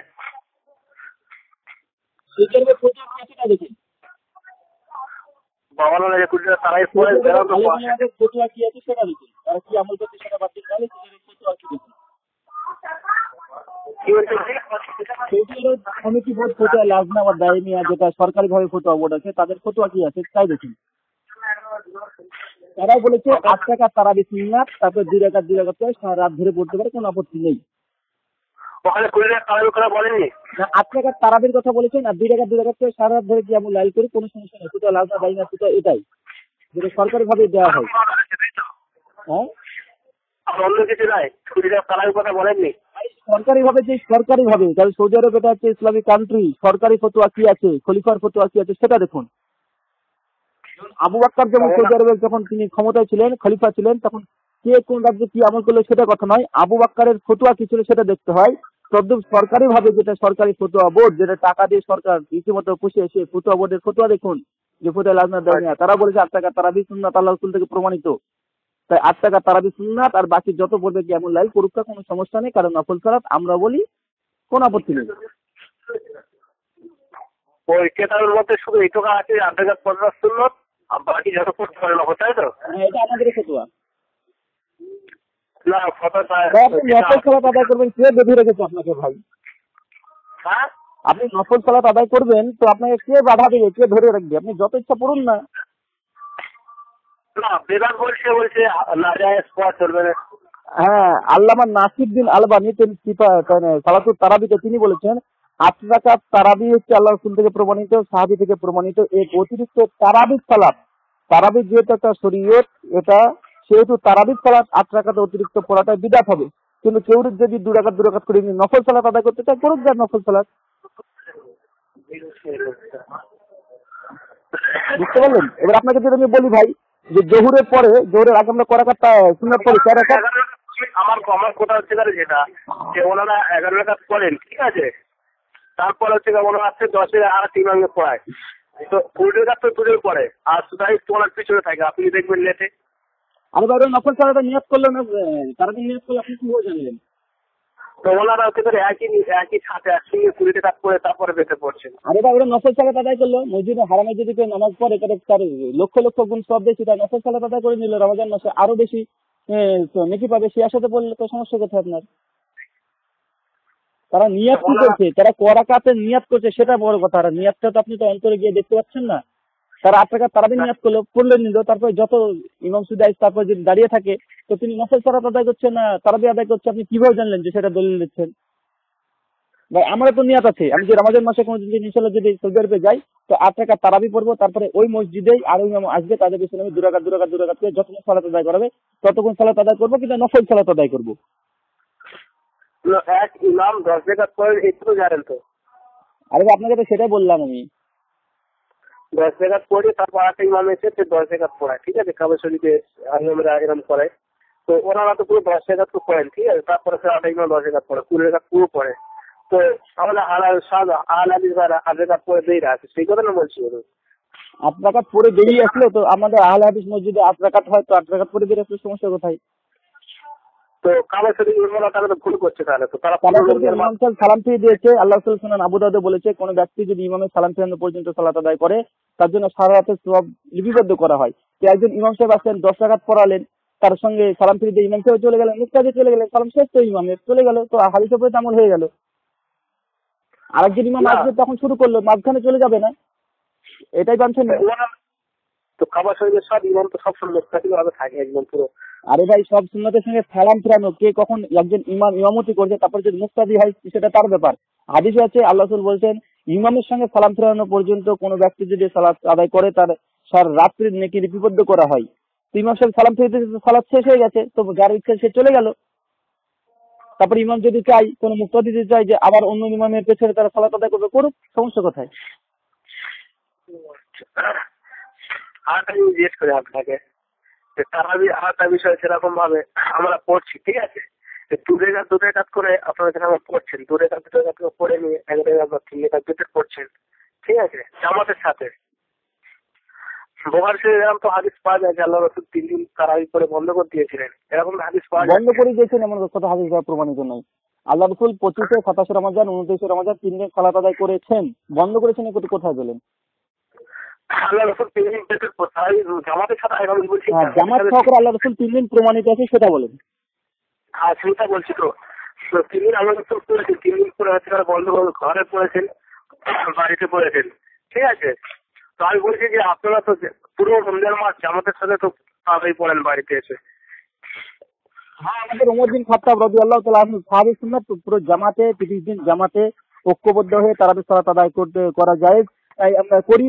আমাদের নিকটে দুটো ফতোয়া আছে, কেউ যদি বাড়িতে যদি তারাবি সালাত আদায় করতে চায় 2 রাকাত করে সেটাও জায়েজ, জামাতবদ্ধ ভাবে জায়েজ। আর সহিহ বুখারী হাদিস নাম্বার 737 আল্লাহ রাসূল বলেছেন যে নফল সালাত বাড়িতে পড়াটাও জায়েজ, উত্তম বাড়িতে পড়াটাই। তো ওমর বিন খাত্তাব তিনি জামাতবদ্ধ ভাবে সালাত আদায় করেছেন, আমরা সুন্নাতে খোলাফায়ে রাশিদিন আমরা সুন্নাত আমল করছি, সমস্যা কোথায়? আপনাদের অনেক যেরকম কামারুদ্দিন সাহাবুরী সাহেব, উনি একটা ব্যানের মতো হচ্ছে যে সাহাবীরা মেয়ারা হক নাই, হুজ্জত নাই। তো ওনারা সাহাবীদের কল হুজ্জত না, মেয়ারা হক নাই, অর্থাৎ তাকলিদ হলে ওনাদের মারা চলবে না, সুন্নত না। এটা কিসের ভিত্তিতে বলেছে জানেন? এই ফুটোটা কেন দিয়েছে, কোন সময় দিয়েছে? আপনাদের হানাফিদের একটা কিতাব নয়, দারসে তিরমিজি যদি পড়েন, জাস্টিস তাকি উসমানী কমপক্ষে 11 বার এই কথাটা বলেছেন 11টা মাসালার ক্ষেত্রে, যে এখানে আবু হুরায়রা রাদিয়াল্লাহু তাআলা আনহু নিজস্ব ফতোয়া আর এর পরিপন্থী আল্লাহ রাসূলের আমল আছে, অতএব আবু হুরায়রা একজন সাহাবী হলেও তার কথা আমাদের নিকটে হুজ্জত না। আল্লাহ রাসূলের যখন কোনো মারফু সূত্রে কোনো হাদিস প্রমাণিত হয়ে যায়, তার পরিপন্থীতে কোনো সাহাবীর যদি কোনো আমল যদি প্রমাণিত হয়, তো সাহাবীদের সেই কথাটি বা আমলটি হানাফিরাও গ্রহণ করেনি, আহলে হাদিসরাও গ্রহণ করেনি। তো আপনি শুধু আমাদের দিকে খেলছেন, আপনারা তো গ্রহণ করেননি। আপনাকে একটা উদাহরণ দিয়ে বুঝতে পারবেন। একটা উদাহরণ আপনি যে কোনো হানাফিদের কিতাব থেকে দেখে নেবেন, সেটা হচ্ছে সহিহ মুসলিমে আছে, ঠিক আছে, 768 নম্বর হাদিস। আবু হুরায়রাকে প্রশ্ন করা হয়েছিল যখন আমরা ইমামের পেছনে থাকবো তখন আমরা কি করব, সূরাতুল ফাতিহা পড়বো কি পড়বো না? আবু হুরায়রা বলছেন ইকরা রিয়াফিন আফ্রিকা, তুমি তোমার অন্তর দ্বারা পড়ো। এই হাদিসের ব্যাখ্যা করতে গিয়ে জাস্টিস তাকি উসমানী, মাহমুদ হাসান, যত দেওবন্দি আলেম আছে তারা সকলে বলেছেন এটা আবু হুরায়রার নিজস্ব ইজতিহাদ, তাই এটা গ্রহণযোগ্য নয়, সকলে বলেছেন। আমি বলছি যেটা, আর এই কথাটা উসুলুল ফাসিতে 88 পৃষ্ঠা এবং নুরুল আনোয়ার 123-24 পৃষ্ঠাতে পরিষ্কার একটা উসুলি বাতলে দিয়েছে যে ইমাম আবু হানিফার রায়ের পরিপন্থী যদি আবু হুরায়রার কোনো ফতোয়া থাকে, আনাস বিন মালিকের কোনো ফতোয়া থাকে, তাহলে আনাস বিন মালিক আবু হুরায়রার ফতোয়া আমাদের হানাফিদের নিকটে হুজ্জত না। আবু হানিফা রাহমাহুল্লাহ তার কিয়াসকে আমাদের মাযহাবে প্রাধান্য দিতে হবে, কারণ আবু হুরায়রা এবং আনাস বিন মালিক এরা গায়রে মুস্তাহিদ, তারা মুস্তাহিদ ছিলেন না, নাউজুবিল্লাহ। আমি যেটা বলছি যে আমার যে কথাটা বলছিলাম ও কথায় আমি যাচ্ছিলাম, আমি যে কথা বলছি আপনি খালফা ইমামের কথা বলছেন, আমি যেটা তারাবি বিষয়ে বলছিলাম। মানে আপনি জাস্ট আপনি যেটা একটা কথা বলেন যে আহলে হাদিসরা সাহাবীদের কথা হুজ্জত বলে না, তার জন্য একটা শুধুমাত্র জবাব দিলাম যে কোন ক্ষেত্রে হুজ্জত আর কোন ক্ষেত্রে হুজ্জত না। আবার আমি একটা কথা জিজ্ঞেস করি, আল্লাহ রাসূল হচ্ছে সেই মানে মরফু মুত্তাসিল হাদিসের সাথে প্রমাণিত হয়ে যায় আল্লাহ রাসূল 3 দিন পরে বন্ধ করে দিয়েছিলেন, তবে রাসূলুল্লাহ তাআলা শুরু করেছিলেন। এখানে সেই হাদিস তো আল্লাহ রাসূলের পাওয়া যাচ্ছে, আল্লাহ রাসূল 3 দিন জামাতের সাথে পড়েছেন, পরে বন্ধ করে দিয়েছিলেন, তো আপনারা তো করেন না এটা। আল্লাহ রাসূল ওই হাদিসে সহিহ বুখারী 2010 নম্বর হাদিস, সেখানে বলে দিয়েছে, আল্লাহ রাসূলকে প্রশ্ন করা হয়েছিল যে আপনি এই যে প্রথম দিন আসলেন তারপর দিন কেন আসলেন না? আল্লাহ রাসূল বলছিলেন যে আমি ভাবছিলাম যে তোমাদের মতো না হয় যেন ওটা ওয়াজিব হয়ে যায়, তার জন্যই করিনি। তো আল্লাহ রাসূলের মৃত্যুর পরে এটা ওয়াজিব হওয়ার কোনো আশা নেই। তার মানে আল্লাহ রাসূল যেমন বলেছিলেন যে দাতন করার বিষয়ে, মিসাক করার বিষয়ে, যে আমি যদি চাইতাম তো আমার উম্মতের জন্য ভারী না হলে আমি এটাকে ফরজি করে দিতাম। তো এখান থেকে সকলে মুরাদ দিয়েছে এটাই যে মিসাক করাটা এটা অত্যন্ত জরুরি কাজ, এটা করাটাই আল্লাহ রাসূল বলে দিয়েছে। আল্লামা আপনার আনোয়ার শাহ কাশ্মীরি সাহিহ বুখারী হাদিস ব্যাখ্যা করতে গিয়ে তিনি কথা বলেছেন যে আল্লাহ রাসূলের এই কথা দিয়ে মুরাদ এটাই, মানে এটাই যে দাফন করাটা অবশ্যই বাঞ্ছনীয় একটি কাজ। তো আল্লাহ রাসূল একইভাবে তারাবির ওখানে বলেছে যে আমি ভাবছিলাম তোমাদের উপরে যেন ওয়াজিব হয়ে যায়, তোমরা ভারী মনে করবে, তার জন্য তিনি 3 দিন পড়েছেন। তো ওমর বিন খাত্তাব সেটা বুঝতে পেরেছেন যে এটা কতটা গুরুত্ব আল্লাহ রাসূল দিয়েছেন, কিন্তু ভয় পাচ্ছিলেন এটাই যে ফরজ বা ওয়াজিব হয়ে যাবে। তার জন্য ওমর বিন খাত্তাব তিনি কি করলেন, তিনি এক মাস এটাকে জামাতবদ্ধ ভাবে আল্লাহ রাসূল যে জামাতবদ্ধ সালাত আদায় করেছেন বড় জামাতবদ্ধ ভাবে সেটাকে পুনরায় চালু করলেন। আল্লাহ রসুল যেমন বন্ধ করে দিয়েছেন এই জিনিসটাকে শুরু করছে, আল্লাহ রসুলের তো মানে যে রায় ছিল সেই রায় তো উল্টো হয়ে গেল। আল্লাহ রসুল তো বলে যায়নি যে করবেন। আপনাকে এখন যদি মেসওয়াক করার হুকুম জানতে চাই আপনারা কি বলবেন? মেসওয়াক করার হুকুম বললে যদি জিজ্ঞাসা করে কি বলবেন? মেসওয়াক করার হুকুম আল্লাহ রসুল আল্লাহ রসুল বলে যে আমার মধ্যে ফরজ না হয় সেই কারণে। হ্যাঁ, এই যে আল্লাহ রসুল তার মানে এখানে দেখুন এই কথা যখন তাগিদ চলে আসে কোনো হাদিসের উপরে, কোনো উমুম হুকুমের উপরে যখন তাগিদ চলে আসে সেই জিনিসটা কি মানে এটা মানে অতীতে এর গুরুত্ব বেশি হয়ে যায়। তো আল্লাহ তারাবির রাকাত সম্পর্কে তারাবির জামাতের সম্পর্কে তিনি এমনই গুরুত্ব দিয়ে কথাটা বলেছেন যার জন্য এটা কি আমাদের যারা মুসলিম তাদের উচিত যে আল্লাহ কিন্তু ভয় পেয়েছেন যে আমরা হয়তো ফরজ করে ফেলবো, তো এই জন্য উচিত আমাদের যে জামাতবদ্ধ হয়ে আদায় করা, আর ওমর বিন খাত্তাব সেটাই করেছেন। কিন্তু আমাদের ফটো এটা নয় যে জামাতবিহীন ভাবে কেউ যদি ঘরে সালাত আদায় করে তার সালাত হবে না, আবার কেউ যদি বলে যে না যে জামাতে মানে ঘরে পড়তে হবে জামাতে বৈধ নয়, এরকম ফটো দিইনি। আমরা বলেছি পরিষ্কার ভাবে তারাবির জামাতে আদায় করা এটা আল্লাহ রাসূলের সুন্নাত দ্বারা প্রমাণিত, 30 দিন এটা সাহাবীর সুন্নাত দ্বারা প্রমাণিত, কেউ যদি বাড়িতে পড়ে এটা আল্লাহ রাসূলের সুন্নাত দ্বারা প্রমাণিত। ওমর বিন খাত্তাব তিনি কোথায় সালাত আদায় করতেন ভাই জানা আছে আপনার? তারাবির সালাত তিনি তো নির্দেশ দিয়েছেন যে তিনি নির্দেশ দিয়েছেন এখানে পড়তে, তিনি কোথায় পড়তেন আপনার জানা আছে? তিনি জামাতবদ্ধ হয়ে পড়তেন কি পড়তেন কোনো বর্ণনা পাওয়া যায়? এরকম বর্ণনা পাওয়া যায় না। তা পাওয়া যায় না তার মানে আপনি কি বলবেন ওমর বিন খাত্তাব মানে তারাবির সালাতই পড়তেন না তাই বলবেন নাকি? না আমি যেটা বলছি এরকম মুরাদ যদি নেন, এরকম যদি অর্থ যদি নেন হাদিসের অর্থে তাহলে মানে আপনি নিজের মধ্যে পড়ে যাবেন, কাকের মধ্যে পড়ে যাবেন। দেখেন যেটা আল্লাহ রাসূল সাল্লাল্লাহু আলাইহি ওয়াসাল্লাম মানা করে গিয়েছেন তারপর আল্লাহ রাসূল করেছেন এর কোনো প্রমাণ পাওয়া যায় না সারা জীবন মরে যাওয়া পর্যন্ত। মানা করেছেন কোথায় আছে? তারাবি 30 দিন জামাতবদ্ধ ভাবে আদায় করতে নিষেধ করেছেন কোথায় পাওয়া হয়েছে? হ্যাঁ আল্লাহ বন্ধ করে দিয়েছে। বন্ধ করবে কেন? 29 রমাদান বন্ধ করে ফেলছে, 29 করে রোজা নাই তো কিভাবে তিনি করবেন? হ্যাঁ 29 রমাদান পর্যন্ত আল্লাহ রাসূল তারাবি জামাত ছিলেন, শেষ দিন তৃতীয় দিন আল্লাহ রাসূল 3 দিন করে বন্ধ করে দিয়েছে এরকম পাওয়া যায় তো? হ্যাঁ 25, 27, 29 কোন তারিখগুলো বলছেন সেটা তো আপনার জানা নেই নাকি? 25 তারিখ, 27 তারিখ, 29 তারিখ। তো 29 তারিখে আল্লাহ রাসূল শেষ আসলেন, তারপর তো কোনো তারা আপনার রমাজান মাসে তো পড়ে গেল, তখন আবার কখন আপনি পড়তে আসবেন তিনি? তার 3 দিন করে বন্ধ করতে গিয়ে এটা তো হাদিস থেকে পাওয়া যায় বা আল্লাহ আবু বকর রাদিয়াল্লাহু আনহু নিজে যুক্ত করে দিচ্ছেন নিজের কথা।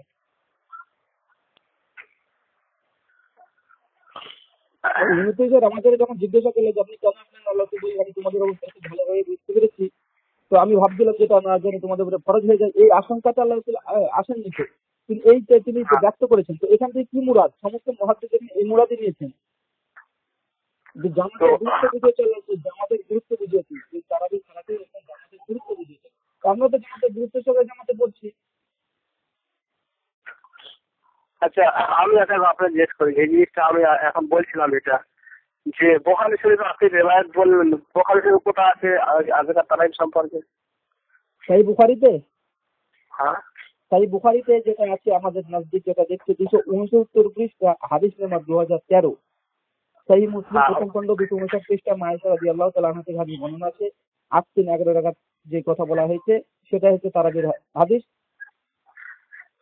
আচ্ছা ওখানে হাদিসটা কয় রাকাত পড়ার কথা বলা হয়েছে? 8-11 রাকাত। কয় রাকাত পড়তেন আল্লাহ রাসূল?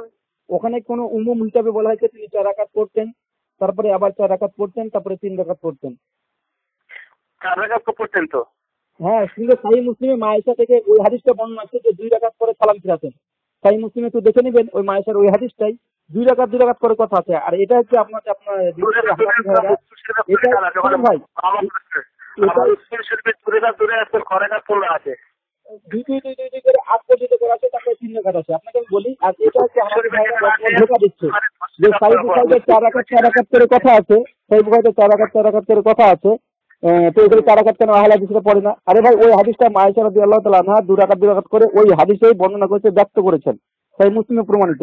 তো আমরা প্রথমে বলেছি আমাদের ইজতিহাদ আমরা তখন সেভাবে করি, সমস্ত হাদিস সহিহ হাদিসগুলোকে একত্রিত করার পরে ইজতিহাদ হয়। একটা হাদিসের উপরে আমরা আমল করি এমনটি নয়, সমস্ত হাদিসকে একত্রিত করুন, তারপরে সেখান থেকে একটা মাসআলা বের করতে হয়, এটাই উসুল।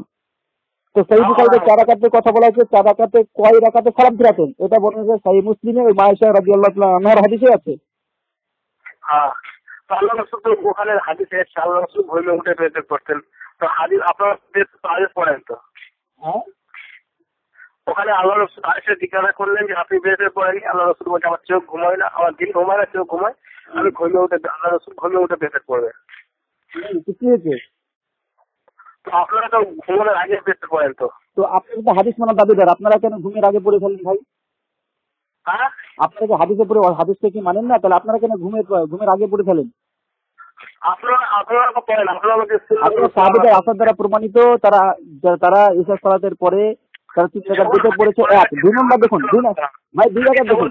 আরে ভাই হযরত জাবেরের সূত্রে যেটা সহিহ ইবনে খুজাইমাতে আছে, আজকে 11 রাকাত পরপর হাদিস বর্ণনা করা আছে। মুয়াত্তা মালিকে ওয়াইদ বিন কাব দামি ওর দাইতে আজকে 11 রাকাত, প্রথমে 8 রাকাত, তারপরে 3 রাকাত পড়েছে, পরপরই পড়েছে, এটা প্রমাণিত। আরে ভাই আল্লাহ রাসূল সাল্লাল্লাহু আলাইহি ওয়াসাল্লামের ব্যক্ত তো সাহাবীরা করবে যে আমলটা কিভাবে করেছিলেন।